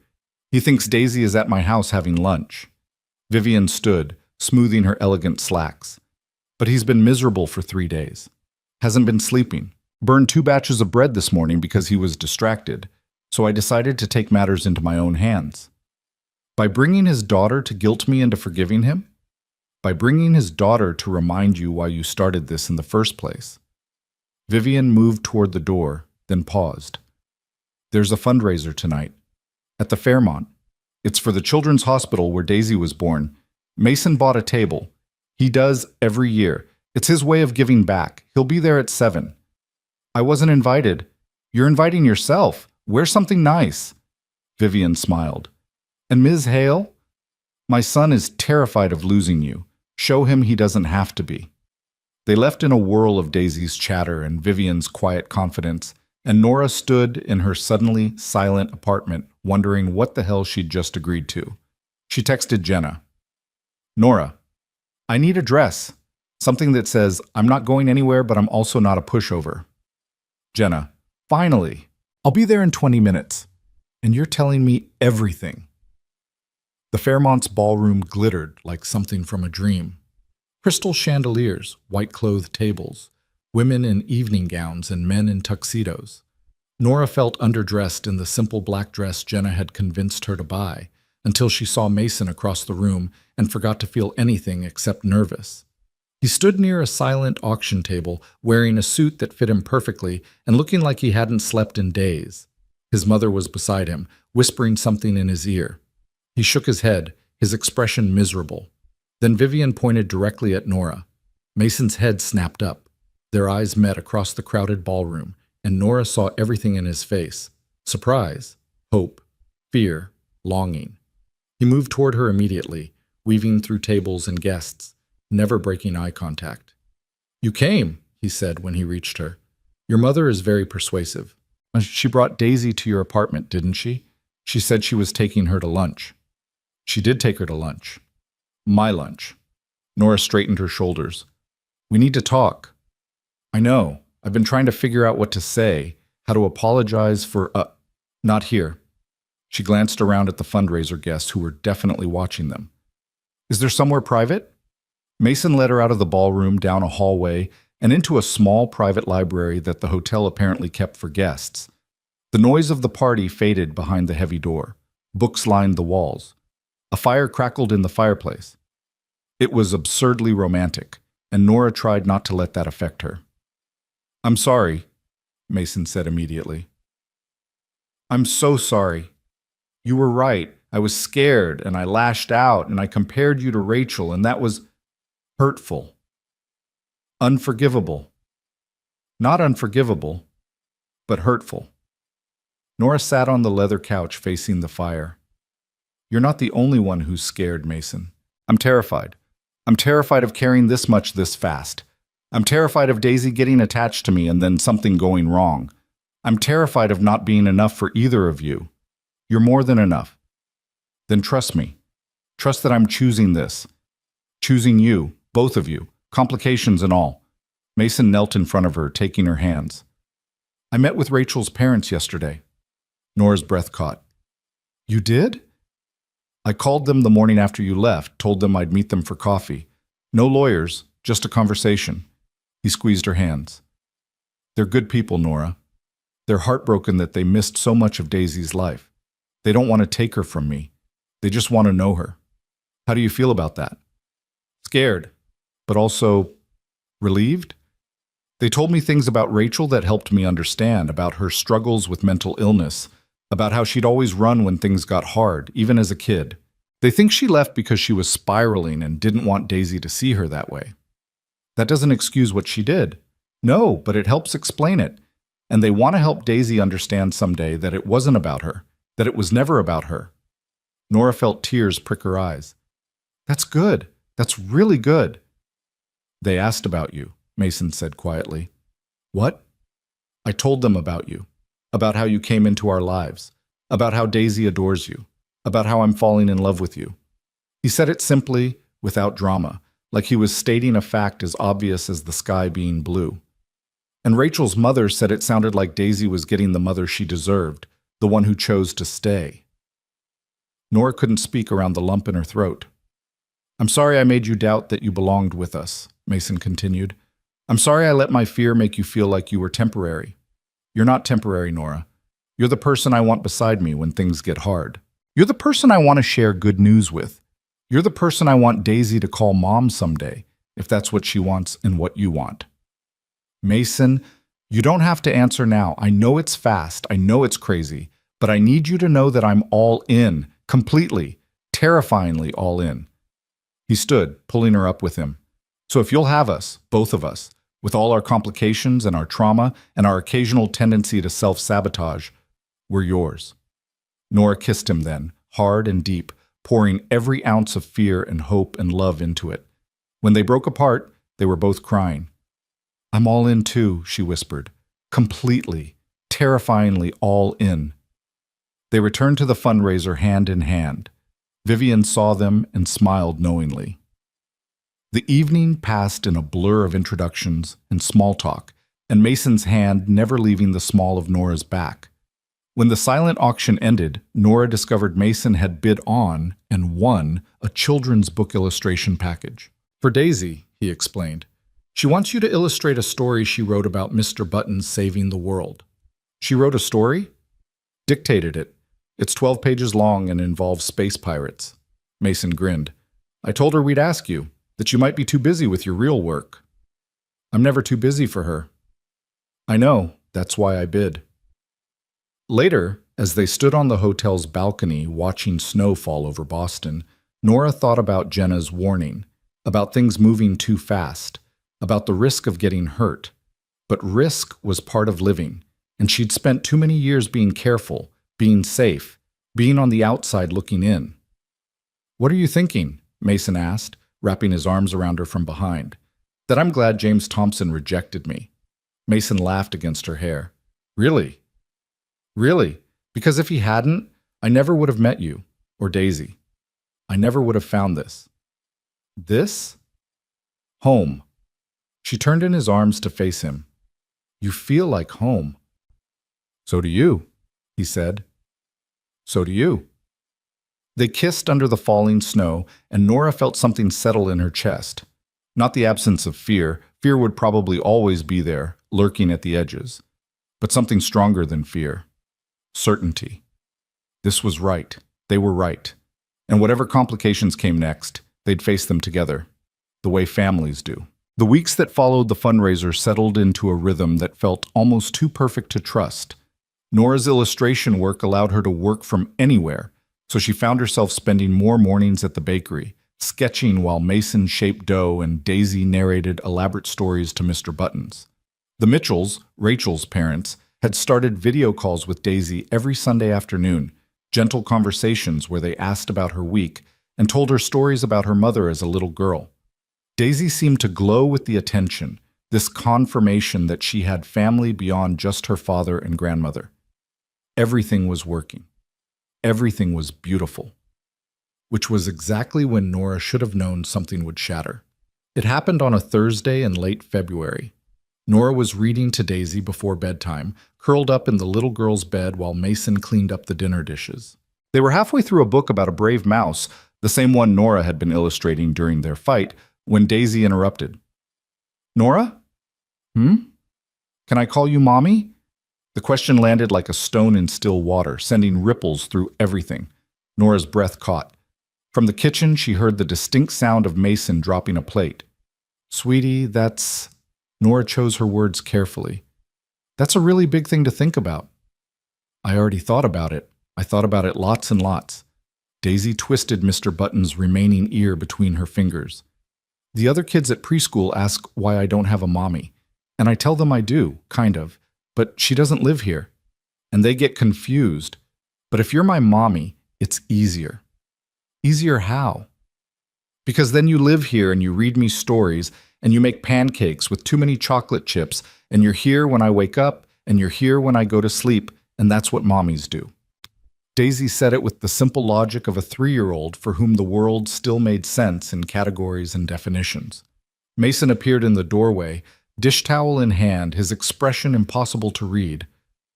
Baby, he said gently, that's a big question. Maybe Nora needs time to think about it. But she loves us, Daisy said, confused. She said so, and we love her, so that makes her our family, and mommies are family. It's more complicated than that, Nora started, but even as she said it, she wondered if it really was. In Daisy's world, love was simple. You loved someone. They became family. They stayed. There was no room in that equation for doubt or fear or the knowledge that people could leave even when they promised to stay. I don't want it to be complicated, Daisy said, and her voice wavered in a way that made Nora's chest hurt. I just want a mommy. Is that bad? Grandma Vivian says wanting things isn't bad. It's not bad at all, sweetheart. Nora pulled Daisy close. Can you give me a little time to think about it? It's a really important thing, and I want to make sure I do it right. Daisy nodded against her shoulder, but Nora could feel the tension in her small body, the disappointment. After Daisy finally fell asleep, fitfully, restlessly, Nora found Mason standing at the kitchen window, staring out at the dark street. I'm sorry, he said before she could speak. I should have prepared you for that question. I knew it was coming. She's been asking me about it for weeks. What did you tell her? That it was up to you. That being a mommy was a choice, and she couldn't force you to choose it just because she wanted it. He turned to face her. But God, Nora, the way her face fell every time I said that. Like I was telling her she wasn't worth choosing. That's not what you were saying. I know, but she's 3. She doesn't understand nuance. He crossed to the table and sat heavily. Her preschool is having a Mother's Day event in a few weeks. All the kids are making cards, and there's going to be a breakfast where the moms come in. Last year, Daisy made a card for my mother, but this year she asked if you could come instead. Oh. The word came out smaller than Nora intended. I told her I'd ask you. But Nora, if you're not ready for that, if this is too much too fast, please tell me now. Because if you come to that breakfast, if you let her introduce you as her mom, there's no going back. She'll build everything around that identity. And if you change your mind later, I won't change my mind. You can't know that. Yes, I can. Nora sat across from him. I love her, Mason. I love you. I want to be her mother. I want to be part of this family officially. Relief flooded his face, but it was chased quickly by something else. Worry. There's something I need to tell you, he said quietly. Something I should have told you weeks ago. Nora's stomach dropped. What? The fundraiser? The one at the Fairmont? Mason wouldn't meet her eyes. It wasn't just for the children's hospital. It was also honoring people who've made significant contributions to the hospital. One of the people being honored was Rachel's father, Thomas Mitchell. The name hung in the air between them. He was there? Nora asked. At the fundraiser?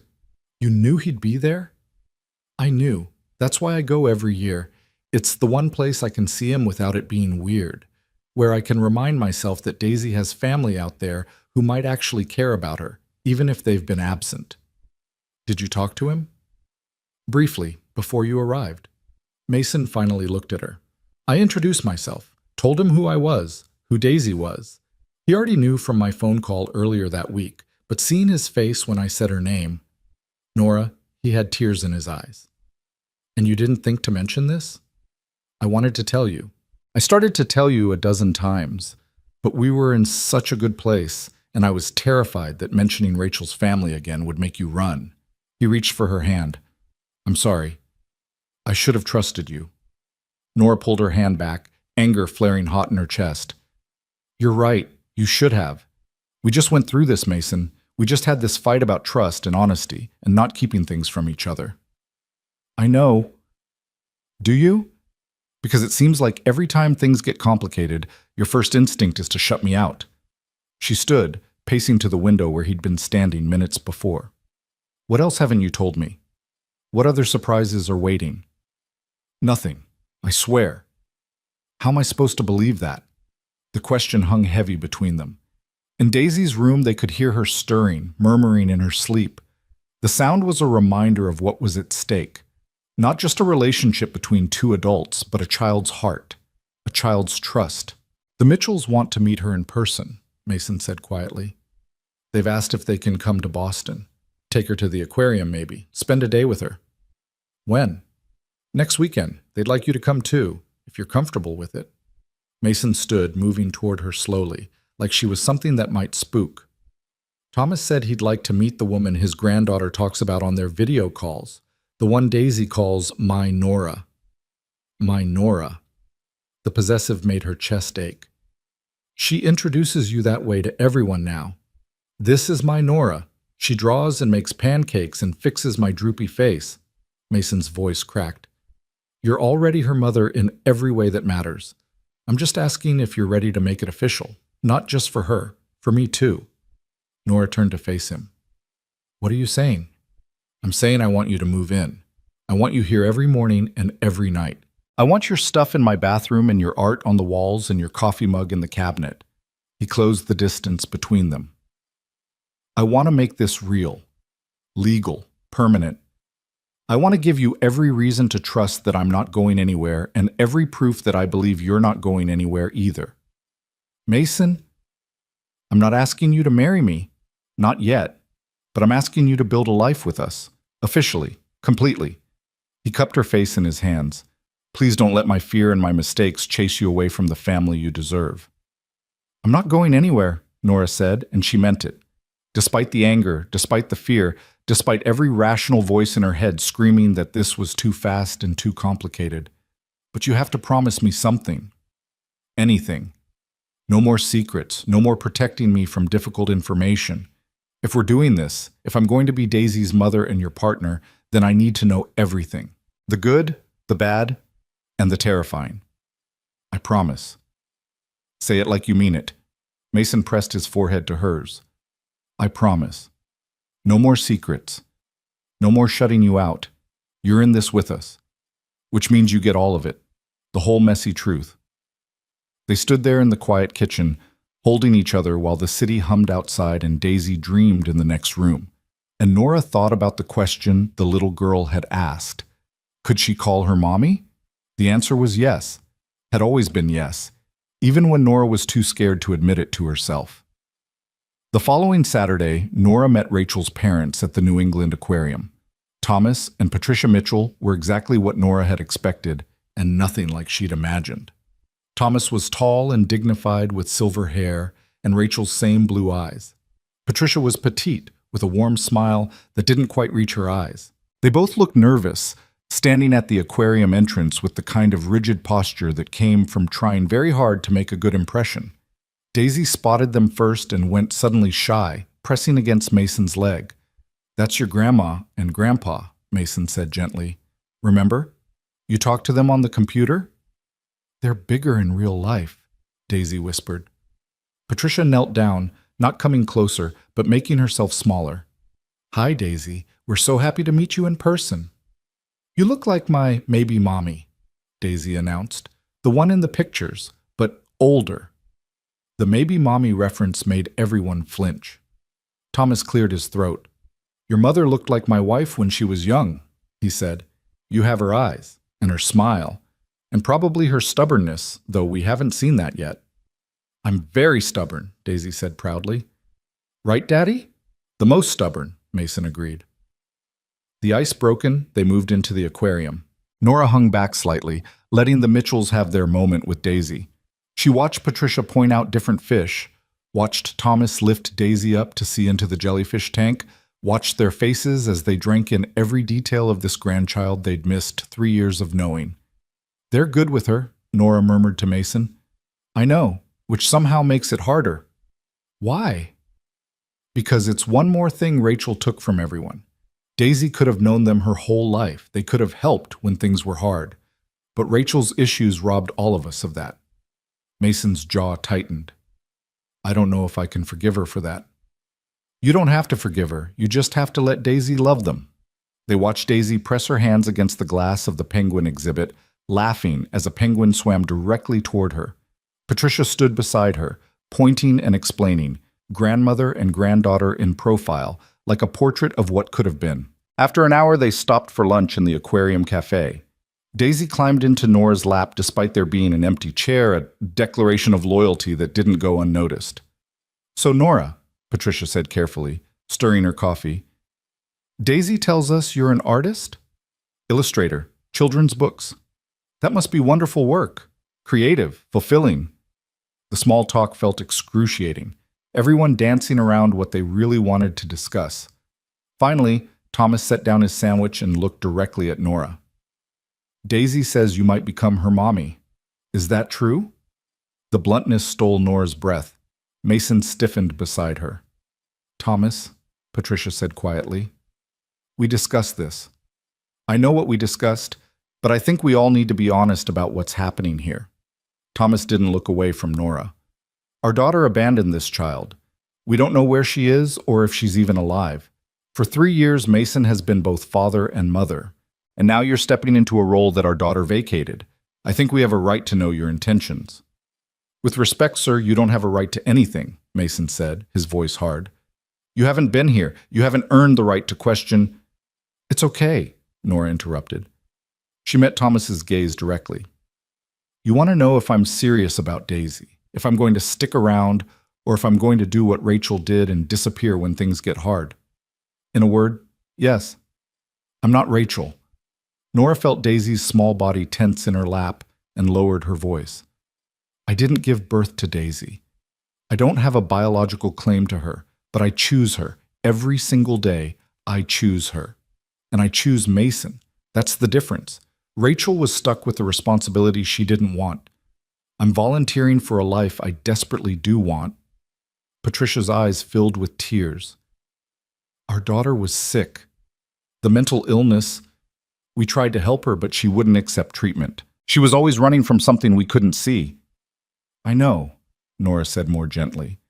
And I'm not trying to replace her in your lives or in Daisy's life, but I am going to be Daisy's mother, the one who shows up, the one who stays. That's all we want, Thomas said, and his voice had lost its hard edge. For someone to love her the way she deserves, to give her the stability Rachel couldn't. Daisy, who'd been unusually quiet, suddenly spoke up. Are you done talking about my maybe mommy? Because I want to see the sharks and sharks don't wait. The adults laughed, grateful for the interruption. As they moved through the rest of the aquarium, the tension gradually eased. Patricia asked Nora about her work, genuinely interested in the process of illustrating children's books. Thomas told stories about Rachel as a child, carefully chosen ones that painted her as adventurous rather than troubled. Daisy absorbed it all, this narrative of a mother she didn't remember but was slowly learning to know. At the gift shop, Thomas bought Daisy a stuffed penguin that she immediately named Grandpa Tom Jr. Patricia's hand shook as she stroked Daisy's hair, 3 years of missed hugs compressed into a single gentle touch. When they said goodbye, Patricia hugged Nora. Thank you, she whispered, for loving her, for being what our daughter couldn't be. I'm not doing it for Rachel, Nora said. I'm doing it for Daisy, and for me. I know, that's why it means everything. The drive home was quiet. Daisy fell asleep in her car seat, clutching Grandpa Tom Jr. Mason reached over and took Nora's hand. You were amazing today. I was terrified. You didn't show it. You were confident and clear in exactly what Daisy needed. He lifted her hand to his lips. Exactly what I needed too. That night, after Daisy was asleep, Nora and Mason sat on the couch with a bottle of wine and the weight of everything that had been said. They're going to want regular visits, Mason said. Thomas mentioned maybe once a month, gradually building up to holidays. How do you feel about that? Scared, grateful, angry at Rachel for making this so complicated. He took a long sip of wine. But mostly glad. Glad that Daisy will know them. Glad that she'll have more people who love her. Even if it's messy? Especially if it's messy. Love is supposed to be messy. He set down his glass and turned to face her fully. Move in with us. Officially. I want to wake up to you every morning. I want Daisy to stop asking when you're coming back and just know you're here. I haven't even told Jenna yet. She's going to think I've lost my mind. Have you? Completely. Nora smiled. When do you want me to move in? Tomorrow? Is tomorrow too soon? Tomorrow's perfect, but tomorrow brought its own complications. Nora's landlord required 60 days' notice. Her apartment lease didn't end until May. She'd need to sublet or pay double rent for 2 months, a financial strain she hadn't anticipated. I'll help with the rent, Mason said immediately when she told him. No, that's not fair to you. We're building a life together. Fair is whatever we decide it is. They compromised. Nora would start moving her things gradually, spending every night at the apartment above the bakery, but keeping her place on Beacon Hill until the lease ended. It was imperfect and awkward and involved a lot of back and forth with boxes, but it worked. Daisy helped pack, which meant every item had to be examined and discussed in detail. Why do you have so many pencils? She asked, pulling art supplies from Nora's desk. Because I'm an artist. Artists need lots of pencils. I'm an artist too. Can I have these? Those are special drawing pencils, but I'll buy you your own set. We can share. Daisy said it with such simple certainty, such absolute faith that of course they would share everything now. That's what mommies and daughters do. The word landed like it always did, a question and an answer at once.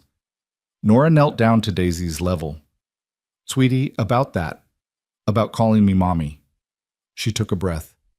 If that's what you want, if it feels right to you, then yes, you can call me mommy. Daisy's whole face lit up. Really? Really. But there's something important I need you to understand. You had a mommy before me. Her name is Rachel, and even though she's not here, she's still your birth mother. I'm not trying to erase her or replace her. You're my new mommy, Daisy said firmly.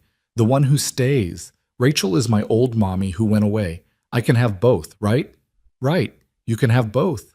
Okay, then you're mommy, and she's Rachel, and that's that. Daisy threw her arms around Nora's neck. I love you, mommy. The word cracked Nora's heart open. I love you too, baby. So much. When Mason came home from the bakery that evening and heard Daisy call Nora mommy for the first time, he had to excuse himself to the bathroom.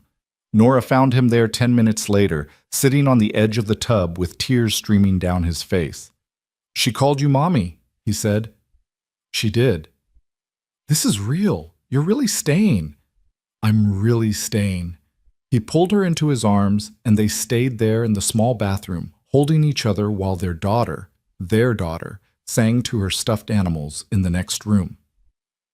2 weeks later came the Mother's Day breakfast at Daisy's preschool. Nora woke that morning with butterflies in her stomach.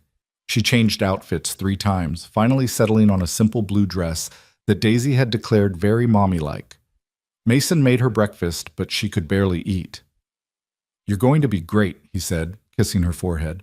What if the other moms ask questions? What if they judge me for moving in so fast? What if you just enjoy the fact that our daughter wants to celebrate you? Mason tilted her face up. You've earned this. You've shown up for her every single day. You've loved her without reservation. You're her mother in every way that counts. The preschool had decorated the small classroom with handmade cards and wilting flowers in plastic vases. Other mothers arrived. Biological mothers, adoptive mothers, stepmothers, grandmothers standing in for absent parents. Nora realized she wasn't the only non-traditional mother there, and something in her chest unclenched slightly. Daisy grabbed her hand the moment she arrived and dragged her to a display board covered in children's artwork. That's mine, she announced proudly, pointing to a painting that was mostly purple swirls with some yellow blobs. It's you and me and Daddy and Mr. Buttons. We're at the park. It's beautiful. I know. Daisy's confidence was absolute. And look what I made you. She handed Nora a card decorated with stickers, glitter, and what might have been macaroni glued in the shape of a flower. Inside, in Mason's handwriting, but clearly dictated by Daisy, It read, "Thank you for being my mommy. I love you more than chocolate chips, and that's a lot. Love, Daisy." Nora's vision blurred. "Do you like it?" Daisy asked anxiously. "I love it. It's the best card I've ever received." The breakfast itself was chaos. Small children hopped up on too much sugar, mothers trying to have conversations while wiping up spills, teachers attempting to facilitate games that quickly devolved into friendly mayhem. Nora found herself sitting with three other mothers, answering the inevitable questions about how long she'd known Mason, how they'd met, how she'd adjusted to instant motherhood. She told them the truth, about the disastrous blind date, about Daisy offering her a hug, about falling in love with both of them before she'd fully realized what was happening. "That's beautiful," one mother said. "My daughter's father and I have been together 8 years, and he still doesn't look at me the way Mason looks at you." "How does he look at me?" "Like you're the answer to a question he'd stopped asking." When the breakfast ended and Nora stood to leave, Daisy threw her arms around her legs. "You're the best mommy in the whole world," she said loudly enough for the entire classroom to hear. "I'm the luckiest mommy in the whole world," Nora corrected, kneeling to hug her properly. As she walked out of the preschool, card clutched in her hand and glitter somehow transferred to her dress, Nora realized she was crying. Not sad tears, not scared tears, just overwhelmed, grateful. "This is my life now" tears. She texted Mason a photo of the card.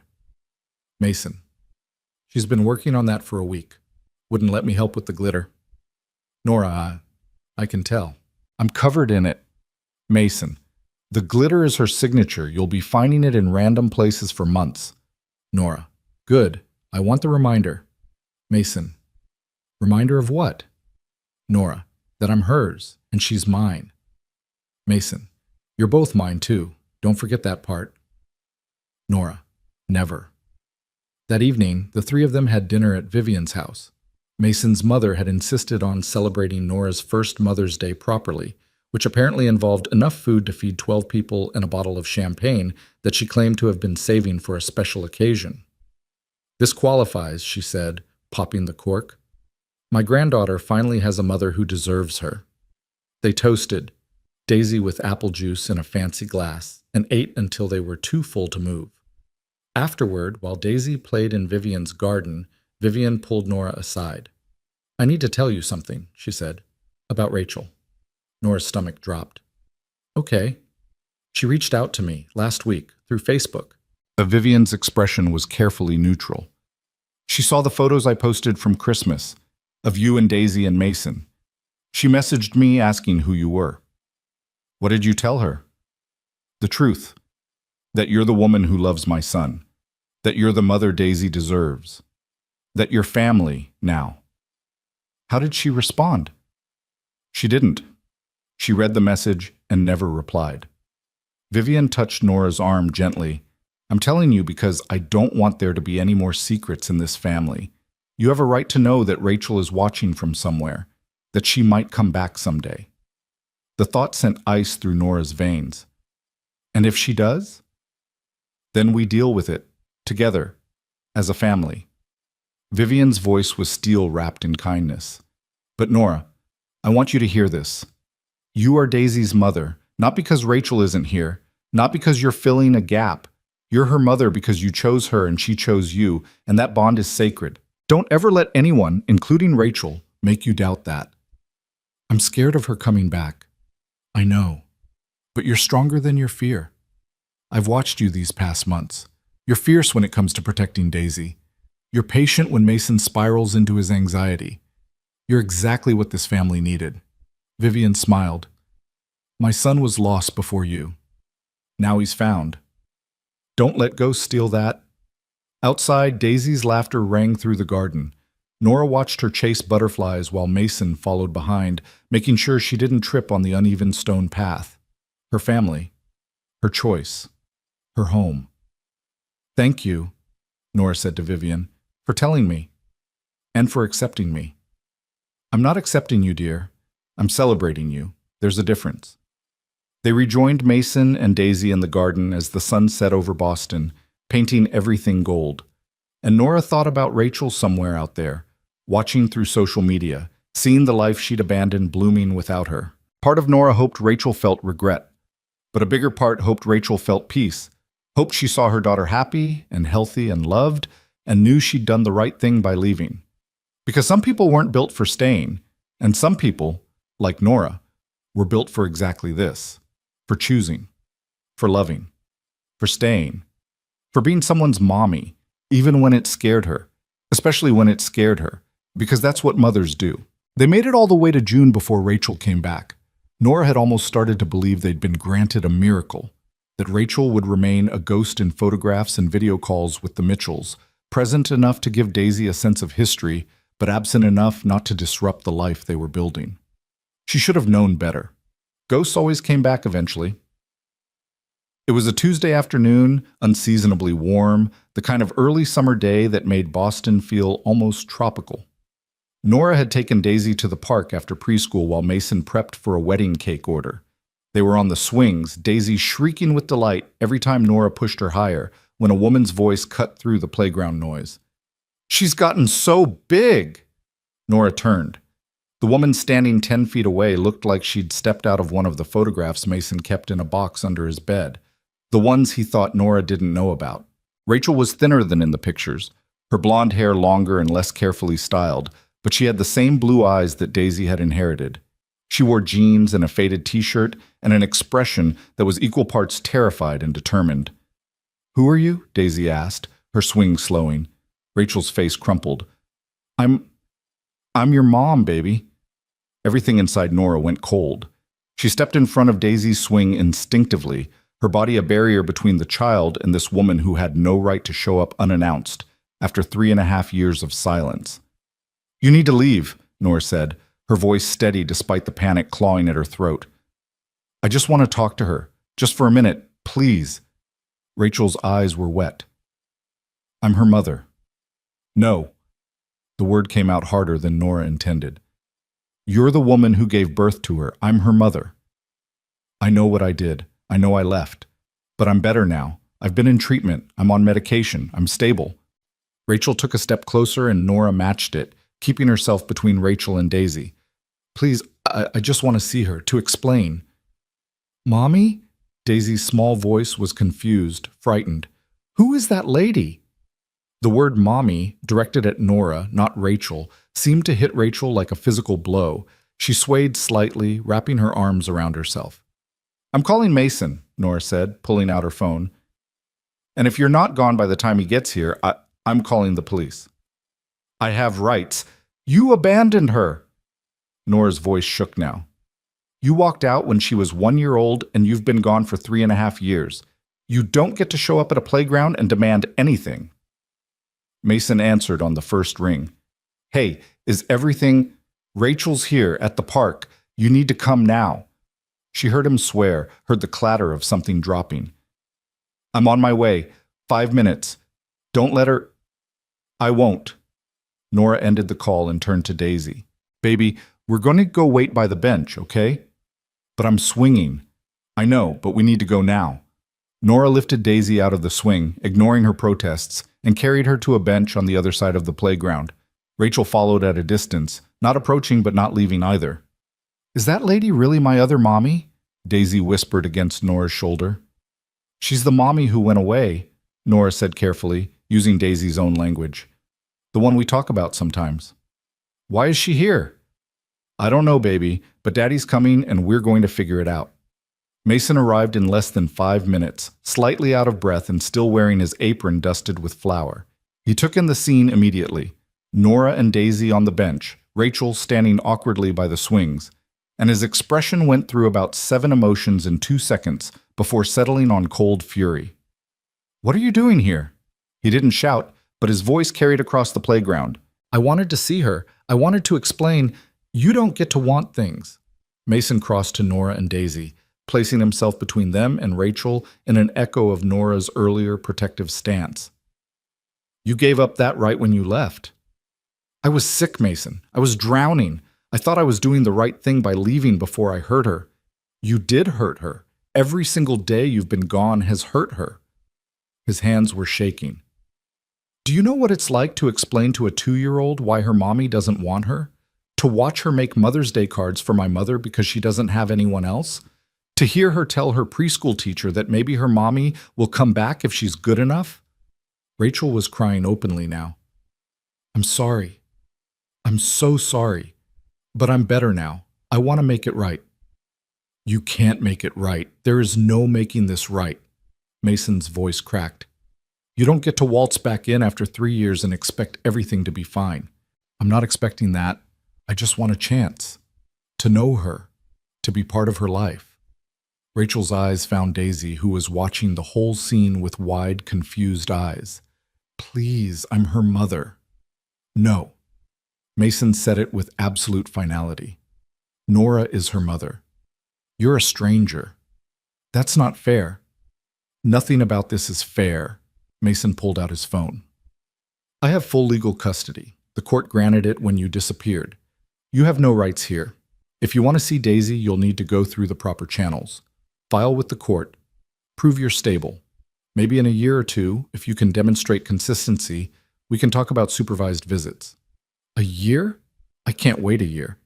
You waited 3 years to show up. You can wait another one to do it properly. Mason's voice was steel. Now leave, or I will call the police and report you for harassment. Rachel looked at Nora then, really looked at her. You're sleeping in my bed, raising my daughter, living my life. I'm living my own life, Nora said quietly. The one you walked away from. Do you love him? The question caught Nora off guard. Yes.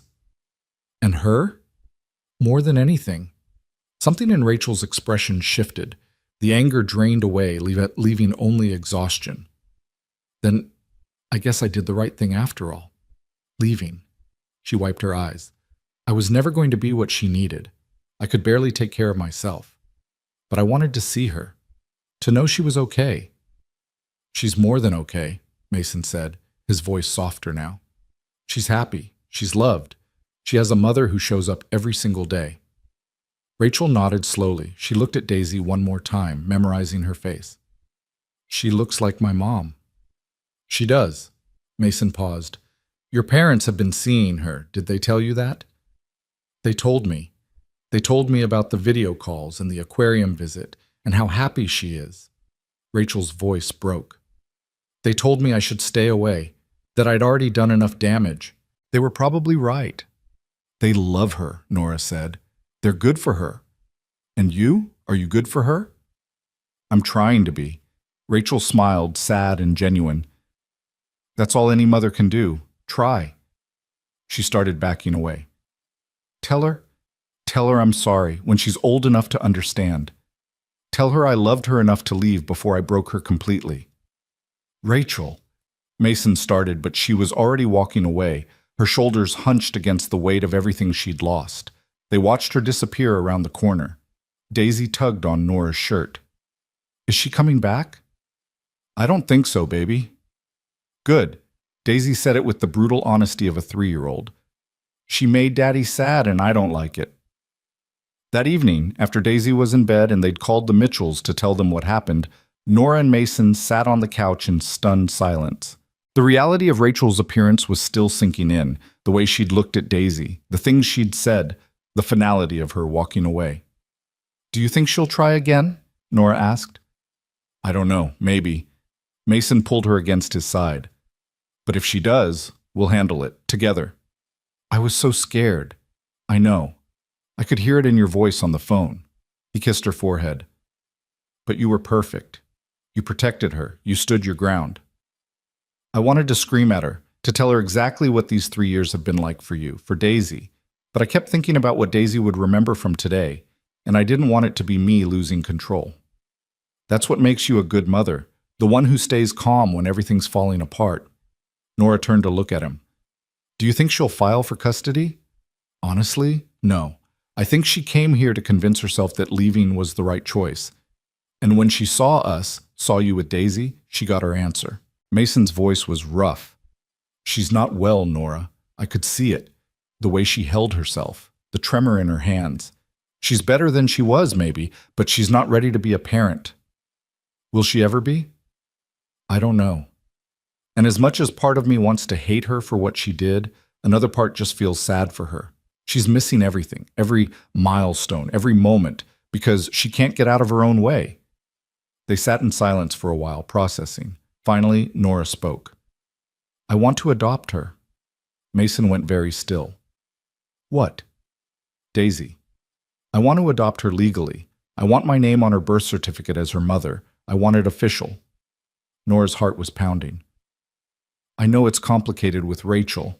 I know there might be legal battles, but I'm her mother, Mason. I want the law to recognize that. Are you sure? Because once we start that process, there's no going back. It'll bring up custody issues, Rachel's parental rights. It'll be messy.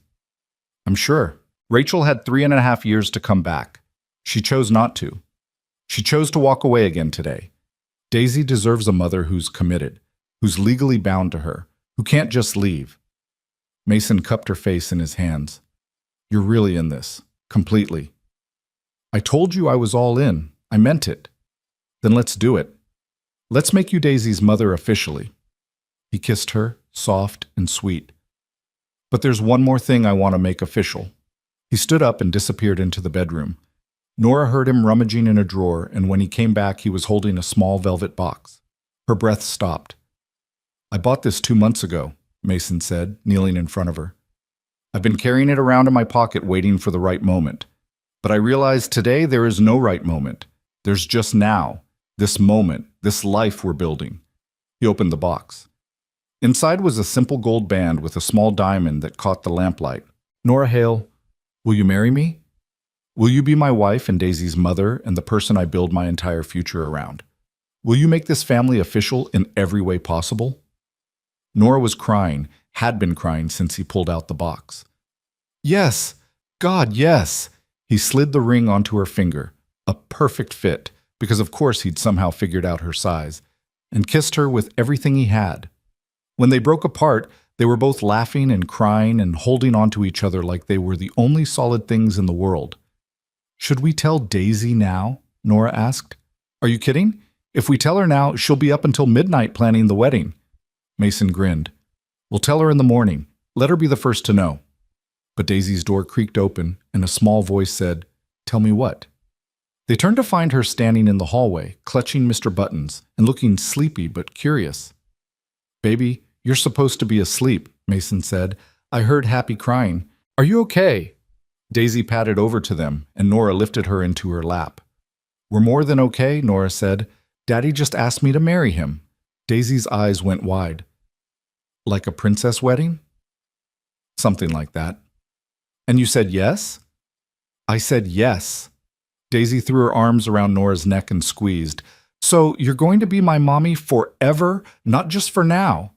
Forever and ever, Nora promised. Can I be in the wedding? You can be the flower girl. Can Mr. Buttons be in the wedding? Mr. Buttons can definitely be in the wedding.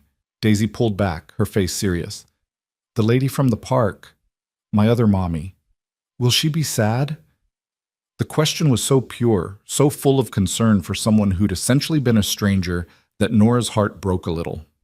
Maybe, she said honestly, but sometimes people are sad about things that are still the right thing to happen. Because she went away and you stayed? Exactly. Daisy nodded, accepting this with the simple wisdom of children. Okay, then I'm glad you're marrying Daddy, and I'm glad you're my forever mommy. She yawned hugely. Can I go back to bed now? I'm tired from all the happy crying. They tucked her back in, both of them kissing her forehead and smoothing her wild curls. As they left her room, they heard her whisper to Mr. Buttons, We're getting a new mommy forever. Isn't that good? The wedding planning consumed the next few months in the best possible way. Daisy insisted on being involved in every decision, which meant the color scheme ended up being rainbow sparkle, and the cake had to have at least 6 layers because more layers means more love. They decided on a small ceremony in the bakery itself, the place where their family had really begun, with close friends and family only. The Mitchells were invited and accepted immediately. Patricia cried when she got the invitation and called to ask if she could help with any of the planning. Thomas sent a generous check with a note that said simply, For the woman who loves our granddaughter. Jenna was maid of honor, a role she accepted while telling Nora she'd called this from the beginning. "I knew the night you texted me from that restaurant that something had changed," she said over wine while they addressed invitations. "You sounded different, lighter. I thought I sounded humiliated. That too, but underneath it you sounded like you were standing at the edge of something important." Jenna sealed another envelope. "I'm glad you jumped." "I'm glad I had someone push me," Nora admitted. Well, someone 3 feet tall with sticky hands and no concept of personal boundaries. The adoption paperwork moved forward simultaneously with the wedding planning. Mason's lawyer was optimistic. Rachel's abandonment was well documented. Her lack of contact spoke volumes, and the fact that she'd walked away at the park rather than fight suggested she wouldn't contest it. Still, there were procedures. Background checks, home visits, interviews with Daisy about how she felt about Nora becoming her legal mother. The social worker who conducted Daisy's interview called Nora afterward. "In 15 years of doing this job," she said, "I've never seen a child more certain about anything. When I asked Daisy how she felt about the adoption, she said, 'She's already my mommy. We're just telling the paper people so they know too.' That's a direct quote." "That sounds like her," Nora said, smiling through tears. "Ms. Hale, I'm recommending approval. You're clearly exactly what this child needs." The final hearing was scheduled for 2 weeks before the wedding. Mason, Nora, and Daisy sat in a judge's chambers while their lawyer presented the case. Daisy wore her favorite dress, the red velvet one from Christmas, and held Nora's hand the entire time. The judge was an older woman with kind eyes who spoke directly to Daisy. "Do you understand what adoption means?" she asked. "It means Mommy Nora gets to be my real mommy on paper," Daisy said confidently, "and nobody can say she's not." "And is that what you want?" "More than anything, except maybe a puppy. But Daddy says we have to wait on the puppy." The judge smiled. "Well, I can't help with the puppy, but I can help with the adoption." She signed the papers with a flourish. "Congratulations. Nora Hale is now legally Daisy Carter's mother." Nora sobbed. Mason sobbed. Daisy looked pleased with herself and asked if this meant they could get ice cream. They got ice cream. That night, Nora stared at the adoption certificate, at her name next to Daisy's, at the official stamp that made their bond legal and permanent. Mason found her like that, standing in their bedroom with tears streaming down her face. "She's mine," Nora whispered. "Legally mine. Forever." "She was always yours," Mason said. "But yeah, now the whole world knows it." The wedding day dawned clear and warm, September in Boston at its finest. The bakery had been transformed, flowers everywhere, chairs set up in rows, the smell of fresh bread mixing with roses. Daisy had appointed herself chief wedding coordinator and spent the morning bossing around everyone, including her grandmothers. Vivian helped Nora into her dress, a simple ivory gown that Daisy had declared very princessy, while Daisy danced around in her flower girl dress, scattering petals prematurely. "You look beautiful," Vivian said, fastening Nora's necklace. "And happy. That's what matters most." "I am happy. I didn't know I could be this happy." "You deserve it. You all do."